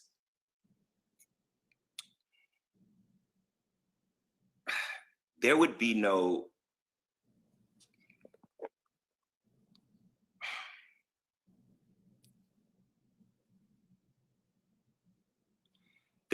reason for me to do something like this. And you know, I have a hard time kind of starting to say that, because I don't want to appear like I'm trying to convince people. But at the end of the day, if we're really keeping it real, kind of are, you know, there would be no reason for me to do something foolish. And I really do believe that at a certain point, people's history should mean something. And I do think that if you look at all of the things that were happening for me, and then all of the opportunities and all of the money or the opportunities, whatever, that I have lost at this point, if in fact what they said was true, the smart thing to do would be to admit that, because at least there would be a place to work back from. You know what I'm saying? This is bullshit. It's bullshit. And I can try to sit here and I can try to act like, you know, it's you know, well, we're going to be peaceful about this. No, this is bullshit. This is bullshit. And I'm fucking tired of it. I'm tired of it. And this is not an exclusive. This is not anything like that. I don't want to be sitting there crying on a couch ever fucking again. You know what I'm saying? But nobody understands what the fuck we have gone through. Nobody understands. And the people that do understand, continuously, their voices are tried to be silent as well. They will always try to silence the people who are simply speaking the truth. And you need to start asking yourself, why is that? Why is it so important to silence the very people who are simply telling the truth, and point those people as the liars? Because the liars are the ones that are projecting. They're projecting on us, when in actuality, all we're trying to do is simply tell the truth. I have never told anything other than that. And I'm through with attempting to convince people. It's always the elephant in the room. It's always all of that. Enough is enough. You don't know me. You don't know me. And you need to look at my history, and then maybe we can talk. But we don't even have to do that. I love my people. I will forever love my people. What I have learned through this, though, is that not everybody is a part of my community. The people who are a part of my community are the people that choose to be a part of my village, period. So as far as this goes, nah, I wouldn't do anything like this. And this is the last thing I'll say. I am a Black man. I am a same gender loving, prideful to a fault man who leads with his blackness. The last thing that I want to do is be portrayed as a victim. That shit is real. You know what I'm saying? He is a strong Black man. I've never been an attention whore. I've never brought my partner on a carpet. I've never done any of that. I've never told that, you know, what I donate or what I support. Never do that, because that's not what it's for. And that's what I was raised to do, to never, ever just expect something from what you do. This is not who I am. So this whole dog and pony show that they're doing, this ain't for me. I don't even have to, I have to be there physically, but this ain't for me. Their whole thing that they're gonna do tomorrow, that's not for me. I've checked out. I've moved on. I've moved on to continue to fight for my people. They can try. My mother told me, she said, what is the easiest way to make your work null and void? Make you the enemy of the very people that work is with and for. You're not going to keep on silencing my advocacy. You're not going to keep on trying to act as if it's frivolous. You're not going to keep on trying to act as if it's attention grabbing. I know that there are a million things to care about right now. Trust me, nobody is more sick of this bullshit than me. Trust me. Trust me. I see the comments. You know what I'm saying? Not on this specifically. I know what you mean. Comments, but I see, you know, oh, we're over this. It's above me now. You dang right. It's above me too, but it's actually beneath us. It's beneath us. But I gotta go, man. You know what I'm saying? I know you gotta go. Yo, thank you. My brother, thank you for. He'd have had to go for the longest time. I think he's still there. Hold on. My truth. There is only one truth. I don't speak my truth. I speak the truth. So hold on to that. That's Please facts. Hold on to that. That's facts, bro. I'm glad you got a chance to do that. I'm hopeful that the truth will come out, and I hope that you get justice, brother. Thank you. Thank you, brother. I appreciate that. I love y'all. Thank you so much, everybody. I love y'all. Y'all have no idea. So I hope this gave y'all something to hold on to. I appreciate y'all. And again, shout out to everybody who has been supporting. Like, I really appreciate it. Shout out. All right, bro. I'll talk to you soon. All right, Peace. brother. Talk to you soon. And shout out to this, and shout out to that, and blah, blah, blah, blah, blah. And I'm not speaking my truth. I'm speaking the truth, honey. I'm not speaking my truth. I'm speaking the truth. How many of y'all do y'all believe Jussie? Are there still some people out there that believe him? Because clearly some people do. I personally feel like he was involved in some sort of hoax. Now, I do feel like, you know, people, they are using him as an example, you know, all of these different lawsuits about him lying. I think that is different. But at the end of the day, you know, here's the thing. A lot of people forget, you know, they don't press charges against all these white women, these Kens and these Karens who be lying on all these Black men saying they about to beat them up. Oh, there's an angry Black man. He's about to rape me. Oh, he's about to beat me up. Oh, he said he was going to kill me. Oh, you know, they're barbecuing at the beach. Oh, we don't get the police called on them. So, you know, why is it that, you know, they pressing charges on Jussie? But, you know, then again, you know, it's in this political climate.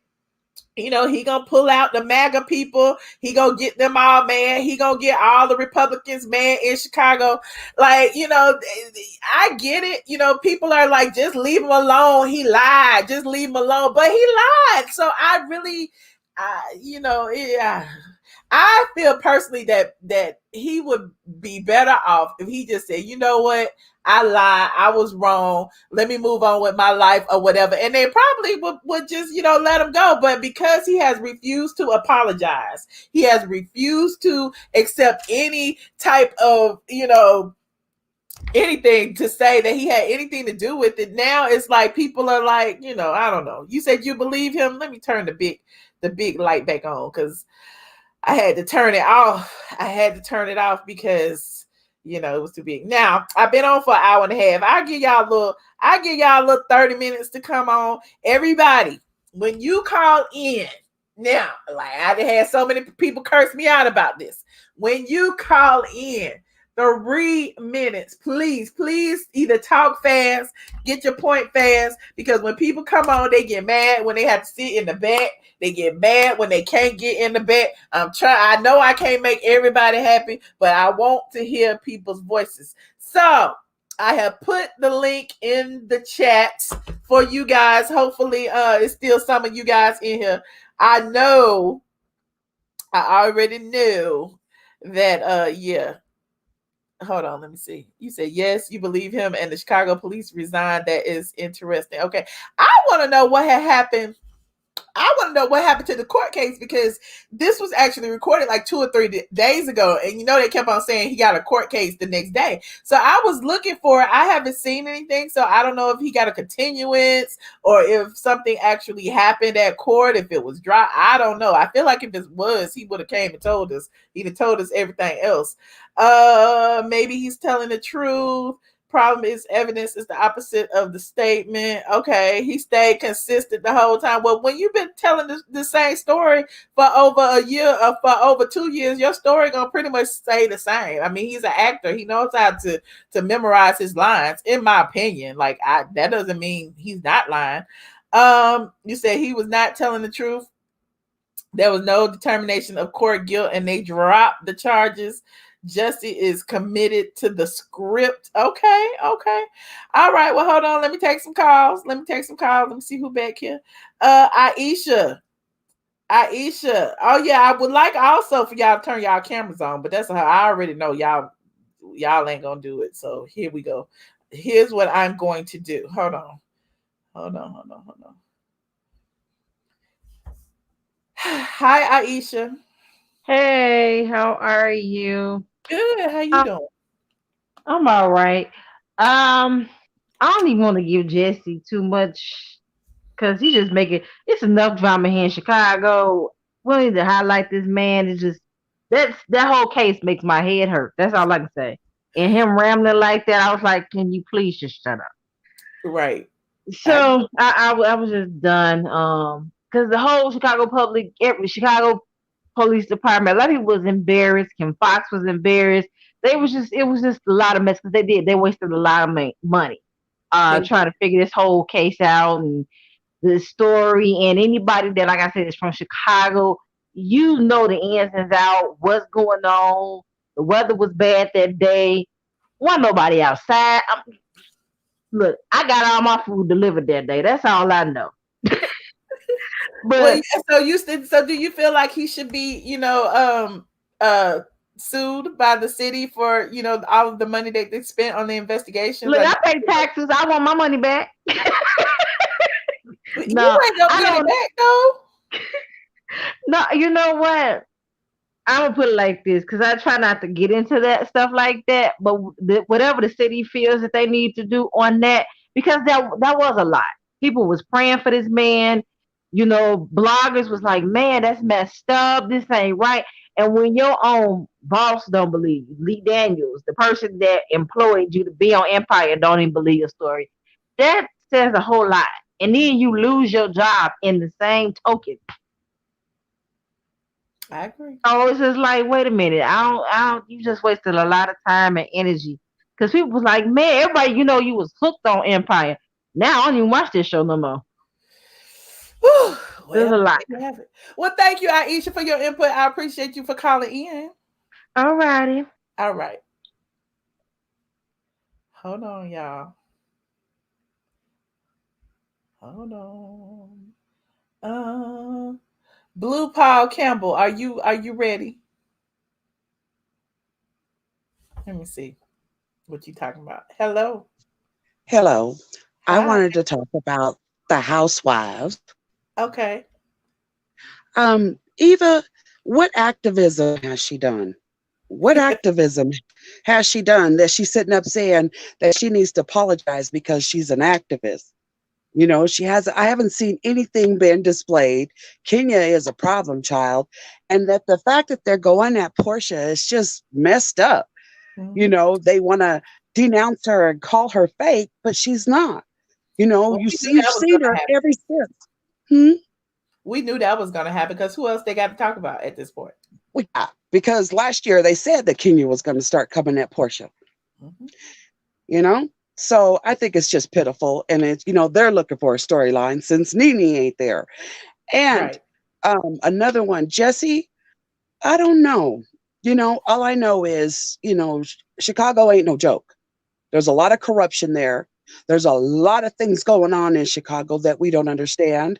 But I don't know if anybody remembers the Kanika Jenkins case, where she came up in a freezer. And then after that, all you kept hearing is stories about how these girls were coming up missing with their organs, yada, yada, yada. But at the end of the day, it's going to show, it always reveals itself. 2020, year of the reveal. So whatever's going to happen is going to happen. Right. Well, I thank you for your input, Miss Campbell. Thank you so much. Sure. Thank you. All you right. have a great night. All right. You too. Bye. Bye. Hold on, y'all. Hello. Hello, Michelle. Why is my picture not up? Can you post my picture? My picture is not up. I don't want to post your picture. Why not? Why should I post your picture? Because you posted the last peasant who called before picture, so my picture should be up also. I didn't post anybody's picture. Well, yeah, but how come my picture is not up on the screen? I just don't understand. I don't know. Maybe because your camera's off. No, the picture I have, my profile picture should be up on your screen. Really? Yeah, can you post it, please? Thank you. Okay, so I was calling because you look beautiful today, I must say. I was calling because you said on a that everybody is talking about Nene. The only time I hear anything about Nene is when you're talking about it. I don't hear no one else talking about her. Only you and the peasants in the comment. That's it. So I don't know. Maybe you were a little confused or something, but I don't hear no one even mentioning her. You say that they're talking about her all the time, but I don't hear that. That's number didn't Kenya one. just mention her in her text? Wait a minute. Let me pull this up. How. I'm about to pull this up. You said nobody is mentioning her, right? Okay, you're talking over me like ghetto and stuff. Like I can't even talk, but go ahead. I'll be quiet. Ghetto. I might be ghetto. Okay, you might be. Okay. I might be. But did you see where Kenya brought up Eva, said Eva was an activist, and she said that girl over there trying to throw shade at Nene. Did you not see that? Yeah. No, she said that girl over there. She didn't say nobody's name. Oh, she could be talking about anybody. But Michelle, my thing is, 2 weeks ago you said you was going to boycott the show, but now you're talking about it. If you're going to be on your team, on your friend Team Nene team, because that's who team you're on. That's who you love so much. You said 2 weeks ago. I think I was in Los Angeles at the time when I called with my job, because I am an engineer. Either you believe me or you don't. I was in Los Angeles for my job, and I remember what you said. That you said that you was going to be going to boycott the show, but you're talking about it. When you boycott something, on yet for me to boycott, right? Yeah, but you're talking about the people that's on the show. When you boycott something, you don't mention it. That's number one. I guess I have to say what I have to say because you used to interrupting people. Number two is it's like you hating on Kenya so much. You back to that hating stuff, and it make you look unattractive.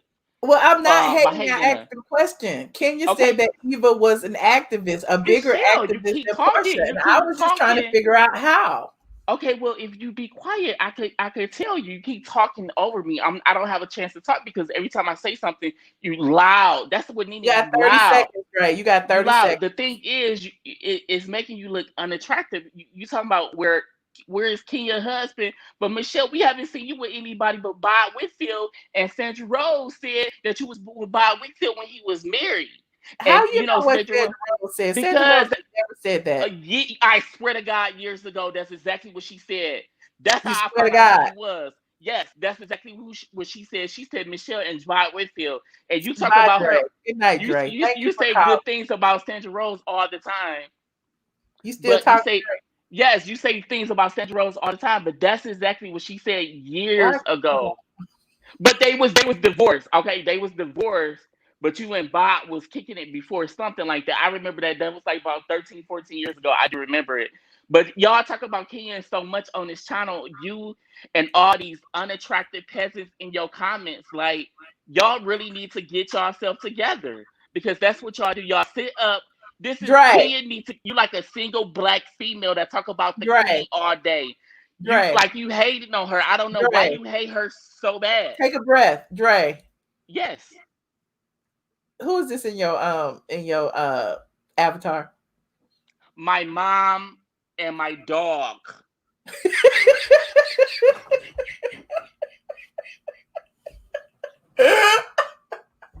I gotta go. Bye, Dre. I'm just saying, Michelle, you back to that hating stuff. Which one is the mom and which one is the dog? That's what I'm scared of. My mom is the one that's smiling. My dog is in the background.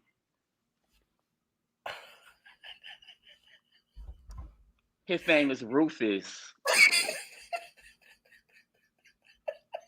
But anyway, like I was saying, Michelle, I just before you go, I just want to say one thing. It was something that you said about Kenya, about Porsha.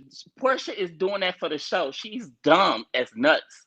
You know what I'm saying? She's doing it for the show. That's what she's doing it for. What else does she have? That fake relationship with her and Dennis. It's nothing else. So she's doing it for the show. If you don't know something, if you really think the Underground Railroad was a train or something, like she's dumb. Like, and y'all take her serious. That's what's wrong. And then y'all, black people always got to use a black thing. Oh, black people this, black people that. Kenya is the queen. Kenya ain't dumb. Kenya was nice to her all last year, and she sat there and she betrayed her. She betrayed her on that reunion. Matter of fact, Michelle, I went to your Instagram page. Why do you have Instagram if you don't post? And it's straight from the A. I went to straight from the A, and you ain't post since June. Like, what's the purpose of having a website if you don't post? I've been on a mental health break. Well, you must really got a mental health if you ain't post in the last 4, 5, 6 months. I'm like, I'll be back. That's like I'll be crazy. back this week, Dre. Because if you don't post, just give me the Monday. website. The office will be open on Monday, Dre. Thank you. Just give me the website. That's all I call for. You looking like a single black female hating on the queen. It's not a good look. Okay, thank you, Dre. Okay, good luck to you. Bye.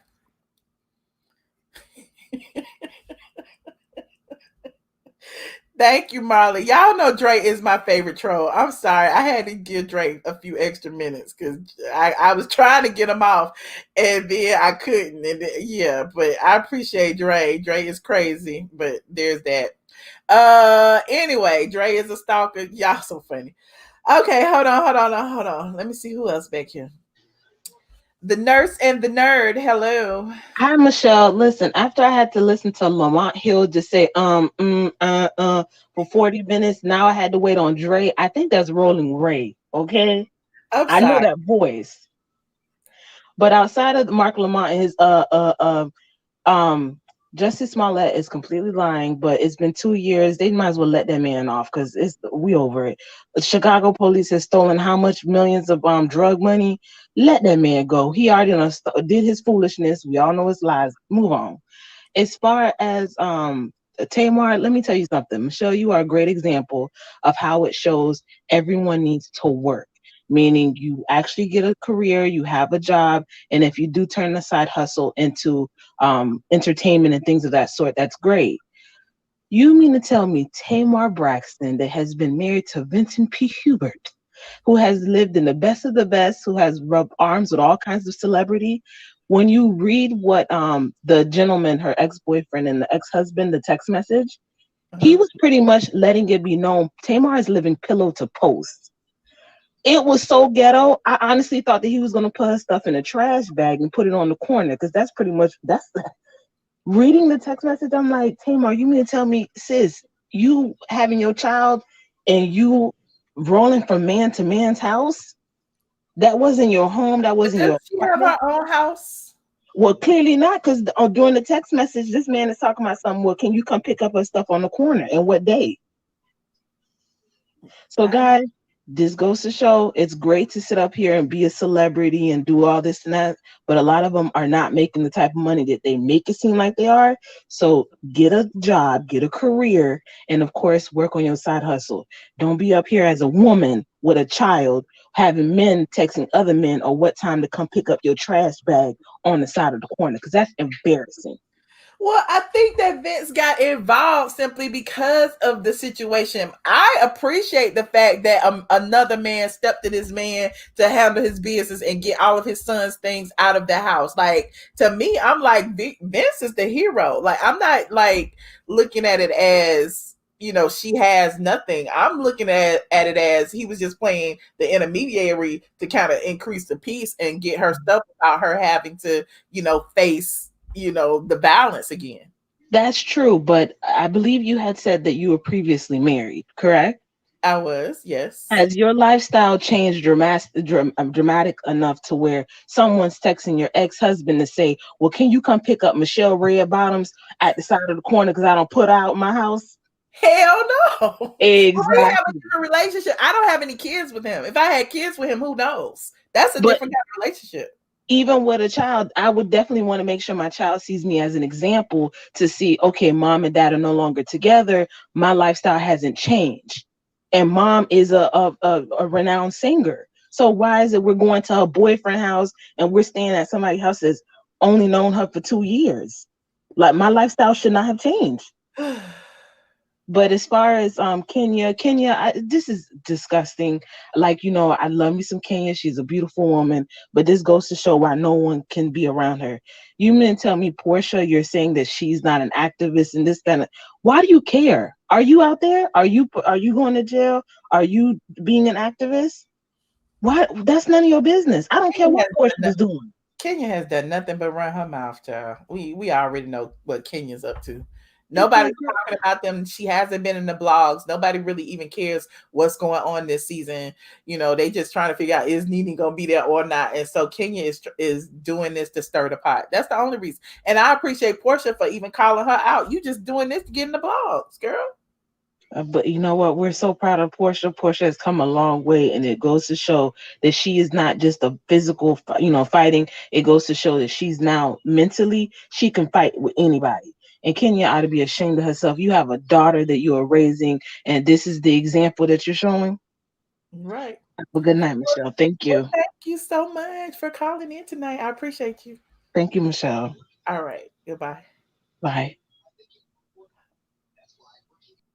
Hold on. Mask Off High Priest. Are you ready? Hey. Hello. How are you? Can you hear me? Yes. Hey. Hi. Oh, I'm so excited. This is the first time I ever called and was on your show. Welcome. I do stuff on YouTube too, so this is kind of like you're inspiring me to like do better with my YouTube page, and how much energy you have is definitely inspiring me.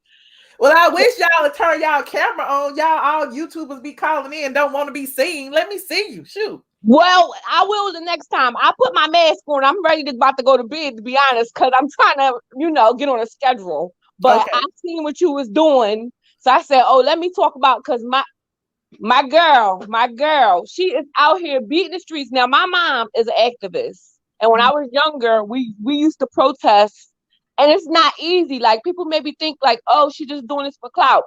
Getting locked up and being out there and being scary, not knowing what these people is going to do to you, that's not for clout. You know what I mean? She's putting her heart into that. When I was younger, we used to protest for, like, they was trying to close. My mom wanted the schools closed and stuff like that so we can learn. Like, we had pods, so you couldn't really learn anything because everybody was talking. You know what I mean? Mm-hmm. So when I was younger, I knew how it felt to be out on them streets and actually be scared to protest for something and not knowing what could happen to you. Now, she has a lot of money. She don't need to be out there like that, and she's risking her life. Did you see what they was doing to some of those people? Like, seriously, a lot of them people got hurt and injured. The injuries that they're going to live with for the rest of their life. So we know it's not a joke. We know it's not a joke. And I think anybody who would think so is, just being a hater to Porsha, because clearly nobody wants to be in a jail cell, no matter how, short-lived it is. Like, especially out of town, nobody wants to do that. I mean, like, they said they was taking people in those trucks and like doing things to those females. So you never know what could have happened to her, This is like, I love Kenya too. Like, I love Going with the Wind Fabulous. you know, I love when she be beefing, but like last year, I guess since she got with that guy, she kind of like lost her spunk. You know what I mean? So I guess she's reaching for straws now. But I wish they would all go back to the way that they used to be, when they used to have actual fun and they used to have my gays on there. I don't know whether I'm supposed to say that word or not, but my LGBT, whatever you want to call them. I miss all of them because that kind of like reminds me of when I grew up in the hood. Like that we was getting along, everybody was getting along, and now it's kind of like everybody's turned against each other and they all fighting, and it's kind of boring me because it's like I don't really want to see y'all fighting all day like this. Like Nene, I really used to think like that's like my aunt that I like she throw a little bit of shade, but she still had fun and she's down with the homies. You know what I mean?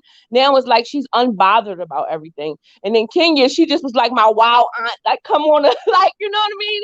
They used to have fun, and it's now was like, what's going on? I can't watch y'all argue. Well, we'll see what happens this season. Mask off. Thank you. Look, thank you for calling in. Call back some another day. I appreciate you. Thank you. Have a blessed night. All right, you too. Hold on. Jazzy Bell, you ready, girl? Yes. Hey, Jazzy Bell. Why are you not showing my picture? Why should I show your picture? I told y'all need to have y'all camera. Okay. Talked about this in Patreon. I said if you do not have your camera on, we would just hear your voice. Okay, but my picture is funny and it has to do with the story. You know, some people need pictures for the story. Y'all killing me. Hold on. Let me see what your picture look like. Thank you. Now, Just Jussie honey. I had a serious comment for real. Okay, look. So with Tamar and David, I will say that I was one of the people on Glock's Live who was blaming both of them for it, and it does kind of seem like he was using her a little bit. It's weird. He seems a little nutty. He seems crazy, but I feel bad for Tamar because all of her business is out there now. Like they're putting all her business out there, her personal business and all that.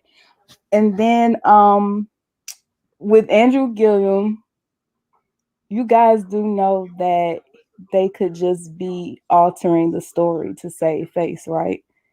So the wife could be saying she already knew, but they could have just come to an agreement to just go along with that.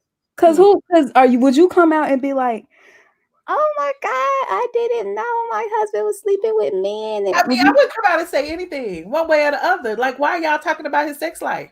I mean, I don't care one way or another. I'm just saying. That's my point. Like, I wouldn't even been sitting next to him talking about it. Like, he could go on by himself if he feel the need to talk about whatever his truth is. He bisexual, whatever. But I wouldn't go. That's just my opinion. I don't, Right. And then with Jussie, I mean, Chicago is a corrupt city. So they could very well be playing Jussie and he could be telling the truth. But I kind of don't really believe him. And at this point, I really don't care. I just want to go ahead and sue him and move on. Because there just is, like, what's the point now? You're right. You know what I'm saying? You're right. Anyway, we're going to Patreon. Bye, Jezebel. Thank you for calling. Oh, my God. Oh, people get salty, honey. Thank you for turning your camera on and following directions. Oh, no problem. How you doing? I'm doing good. How are you? Good. How you doing? Oh, well, I just repeat myself. So which topic would you like to talk about tonight? I just wanted to talk about Jussie. Okay. I mean, so what I'm thinking is that he could be telling the truth because whenever you're interrogated for a long time, you just start to say whatever you want, whatever they want you to say. Like they could have picked him up on something like petty theft, and then eventually the people just started confessing to stuff because that's what happens to people, and it happens more often than not. And I know people don't talk about that, but a lot of people confess to crimes they didn't do. The interrogation is too long. Okay. I So don't you know. believe there's some truth to his story? I mean, I don't know Chicago. I mean, I'm here in Colorado, but it happens to people a lot. Okay. You know? And they could have been like, I'll let you off if you just say you did this. And the people were like, sure, I did it. And they went home. Interesting. Okay. Because it can happen. But I know a lot of people say he's lying, but I hope that he is telling the truth because I still believe in him. I don't know. That's what I'm sorry, what did you say? I still believe in him. Okay. Okay. Team Jussie. Team Yes. Juicy. Yes. Yes. Well, thank you so much for calling in, Thank you. Alexis. I Mhm. appreciate you. Yep. Bye. Goodbye. Hold on, hold on, hold on. Absolutely amazing. Hello. Your mic is muted. Your mic is unmute your mic. Hello. Okay, on to the next. Miss Medical Records. Hey, Michelle, can you hear me, girl? Yes, how you doing? Yes, I'm doing great, girl. You look amazing. I am so happy to see you live tonight. Oh, thank you so much. Yes. I just wanted to speak on the Andrew Gillum situation. Okay. I actually met him a couple years ago. And his booty was open.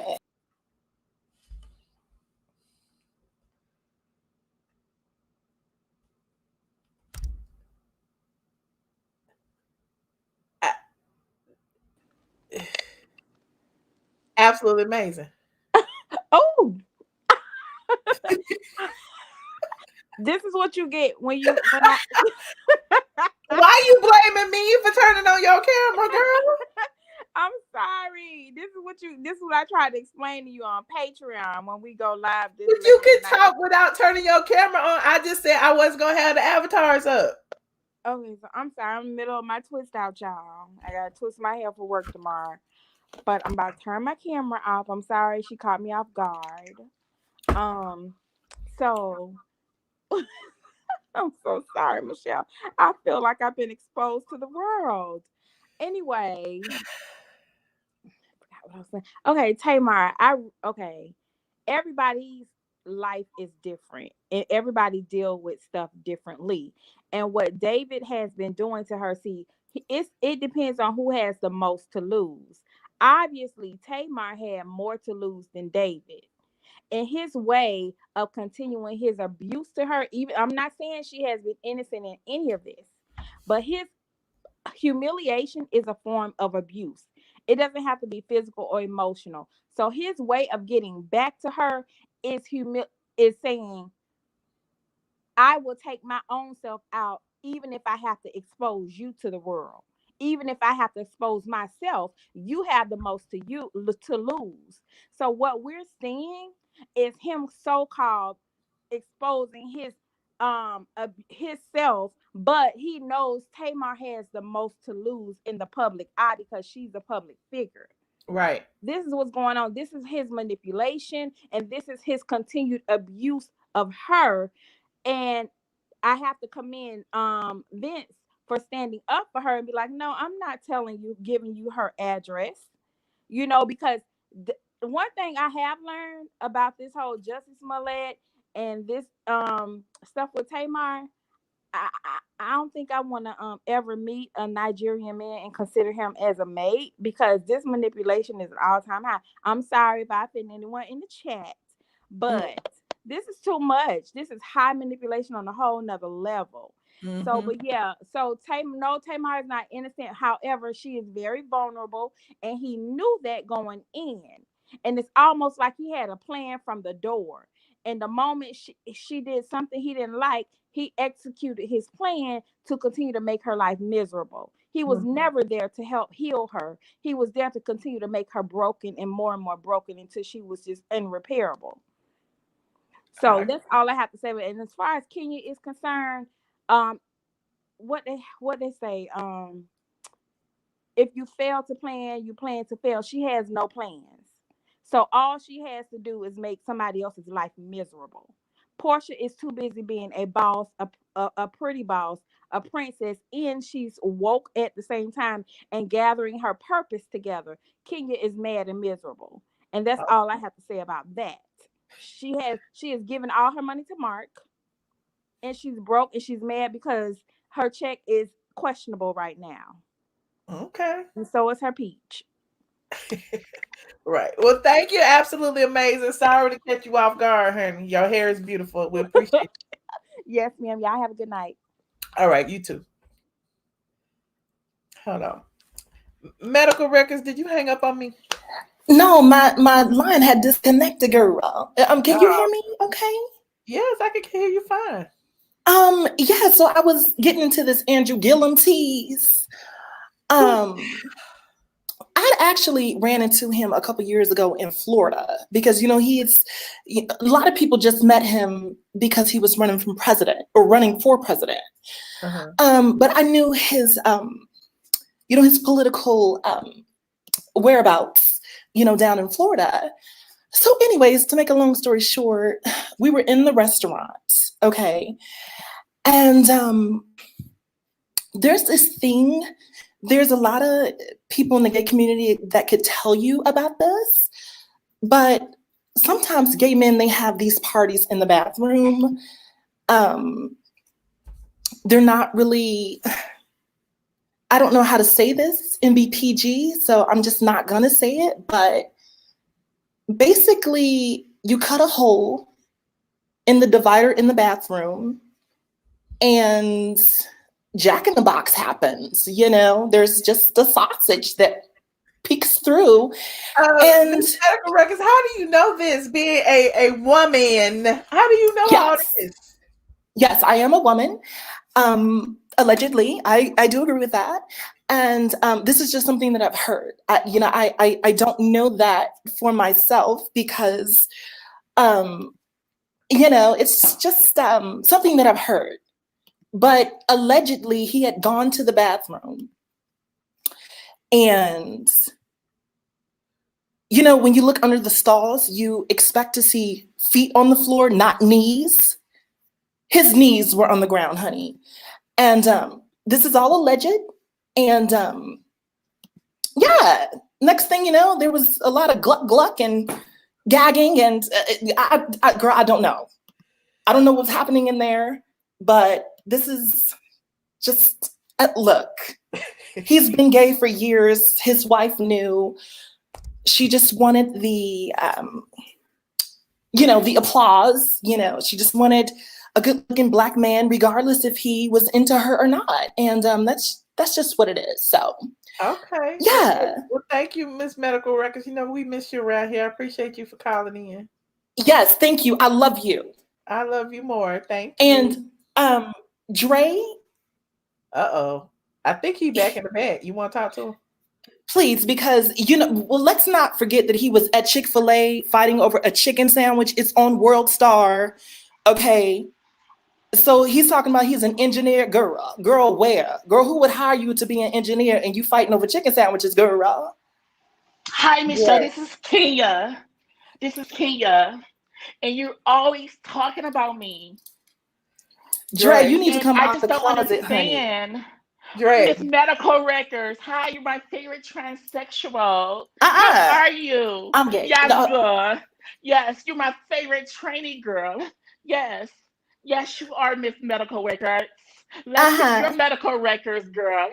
Yes, they're always talking about me on this show. It's absolute amazing. You could use Kenya more hair care, darling. I'll send it to you. Yes, she can.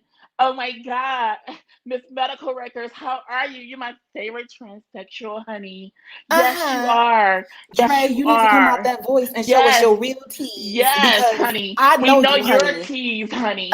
We know your tease, honey. You're fighting over a chicken sandwich. Are you kidding me, girl? Are you serious? Girl. Yes, my favorite. Are you serious? Yes, honey. Yes. Girl, you can channel Kenya all you want. You will never be a woman. You will never be a housewife. You are a man. Okay? I want you to look in the mirror, look at your booty hole, and repeat after me. This is a vagina. Real Housewives of Atlanta. You have a booty hole, girl. You are a man. Would never be me. You are a man. Would never be me. You are a man. Porsha would never be me. She would never be me, honey. She would never be me. You could keep calling me a guy if you want to, darling. You staying in that character. You could keep calling me. The real keep calling me. because Spill I'm the so tea. tired of you. Spill the tea on whoever you would like, darling. You know nothing. You know nothing. I am Kenya Moore, darling. Okay, I'm gone with the wind, fabulous. Think I You am are great. possessed Think I because am that's what you Brian. are. Think You are not a whatever you want housewife, to honey. think. You are not a woman, You are baby. not a You housewife, are girl. not. You're not a female, bitch. You're Snap out not. of it. You're Snap not. out of it. You're not. You have a You're booty not. hole, not a vagina, girl. Let's see Are your medical y'all done? records. Are Let's y'all see done? your medical record. No, Are y'all done? Michelle. Are You y'all talk done? about me every day on your show. Are you jealous of me or something, Michelle? Is that what it is? Are you jealous because I have a husband and a daughter and you want my life? Are you jealous, Michelle? Is that what it is? You talk about me every day on your show like you really want to beat me or something. No, you cannot have Mark. Yes, I have baby Brooklyn. Are you jealous of that? Yes, Good night, apparently Dre. Good you night, Miss are. Medical Records. I Thank am y'all not for Dre. I am not Dre. I you am my show Kenya. Over the Edge. Kenya. This season Bye, of Real Michelle. Housewives Good of night. Love you. Atlanta. Bye.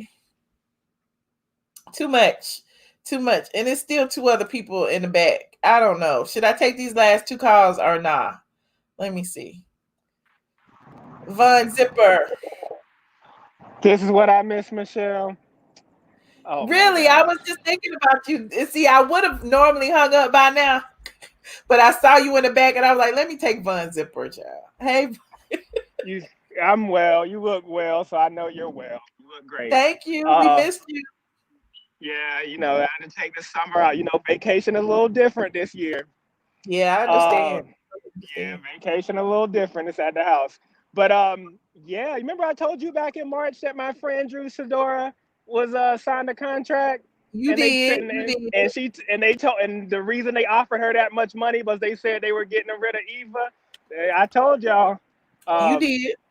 But I only said that. I'm not trying to pat myself on the back, but I only say that because the Porsha and the Kenya drama is because I heard, wink, wink, that they had a all cast phone call and they said they need to bring something to the table or it's only going to be 12 episodes this season. Well, we already know. I told y'all that. That's why the production. Oh, you haven't been around, but that's why producers was mad all up in my squad's chats and stuff talking about they doing just fine because I said that this season was struggling. They mad at me about that. That's what I heard. Somebody told me. Somebody on the show with a contract wink told me that they told them that this season is going to be short if they don't bring something. So then this happened. So well, that's what I heard. I don't know if it's true or not. I wasn't there. But yeah, this season's gonna suck. Andrew Gillum's wife, forget both of them. It's just, why is Tamron Hall doing this? She's not gonna ask Barbara Walters dying for the season premiere, Yeah, but I feel like a Barbara Walters, a Diane Sawyer would be like, are you homosexual? Are you bisexual? Are you down low? I mean, but it's not appropriate nowadays because I know she got in trouble for doing that to what is it, a Latin boy, Living La Vida Loca, when she asked him if he was gay. What was his name? Ricky Martin. Yeah, when Barbara, she really pressed. She's like, but are you sure you're not? You can't do that in 2020. So that's true. And I don't know why. Notice, I don't think she asked the question, but he answered it. You know what I'm saying? Like, he was like, you didn't ask me, but Yeah. So of course that was a prepared question, but whatever.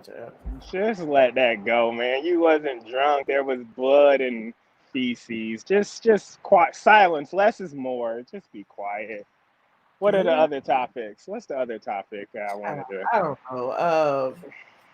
You talked about Housewives. Oh, Tamar, Jussie, he's lying. Tamar Braxton, I heard about that. Like, trying to fake her death. That to get out of a contract. Your son got to eat, baby. I get it. You signed with Mona the manipulator. I get it. It's stressful.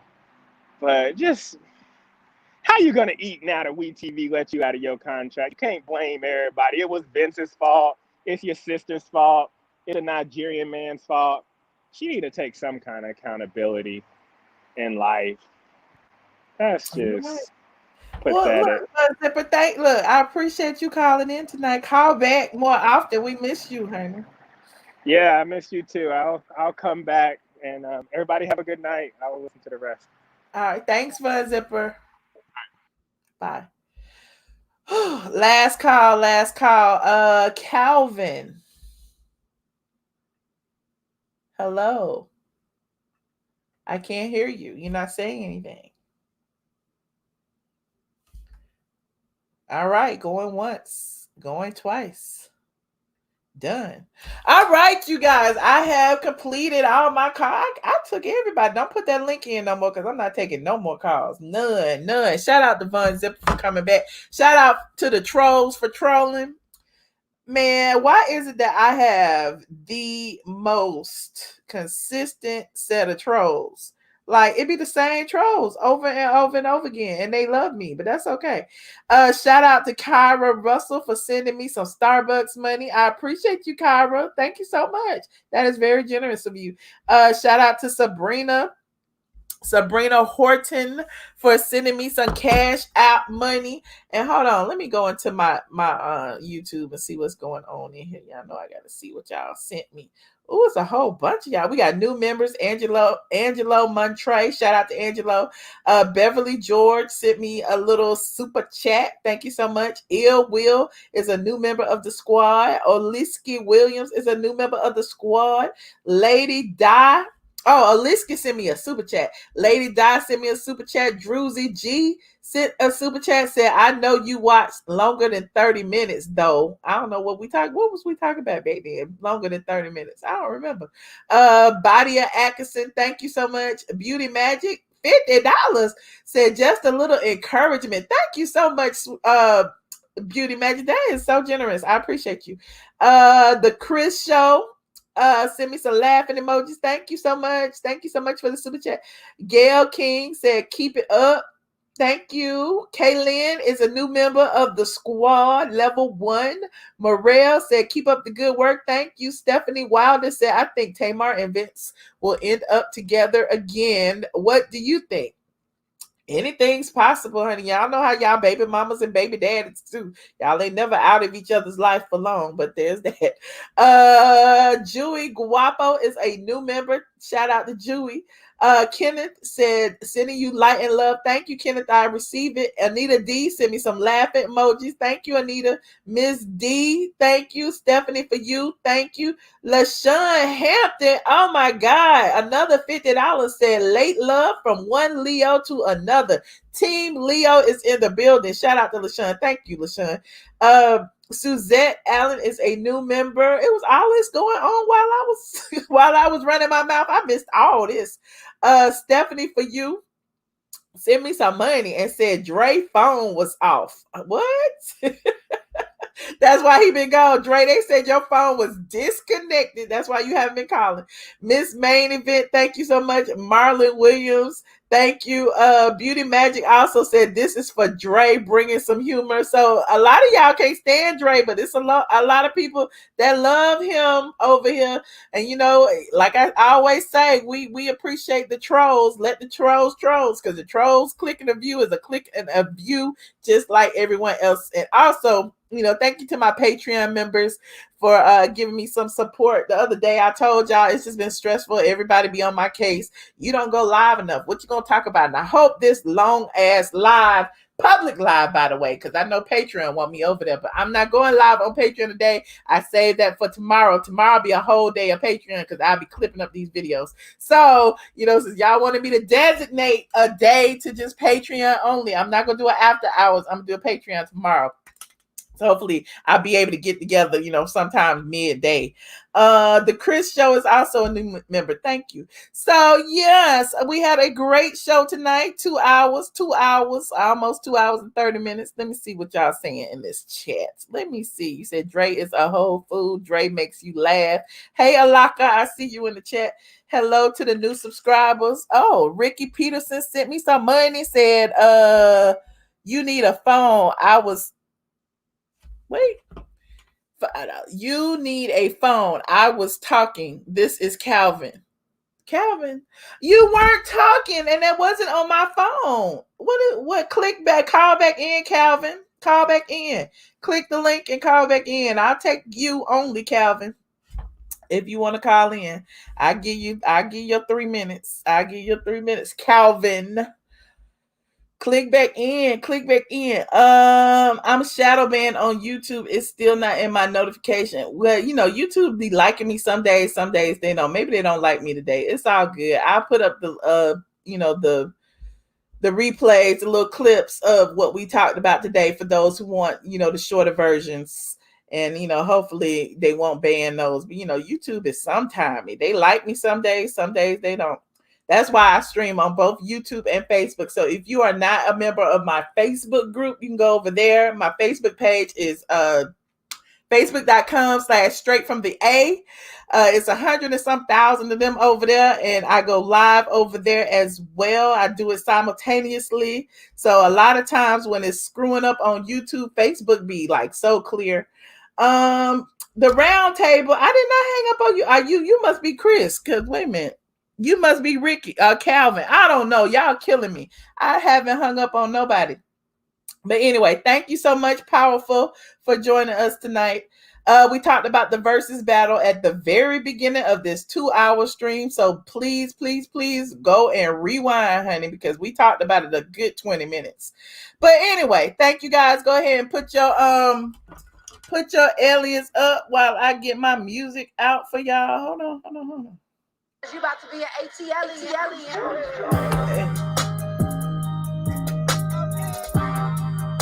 Don't forget to be great. Shout out to KP. Shout out to Groovy. Shout out to everybody. I love my shirts. Hold on, let me stop some of these tickles. Stop it.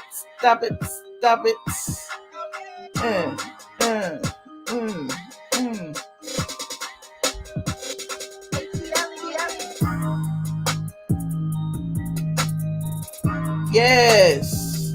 Look at all them aliens. Thank you, JV. There go done. I see y'all. Good night. Thank you. I see my special emojis don't come up for some reason, but I see y'all. All the squad with the special emojis. Why they won't let me show them on here, I don't know. I appreciate all of you who have tuned in today. Even the twerk.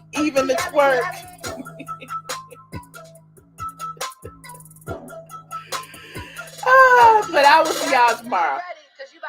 Good night. Get ready, because you about to be an ATLien.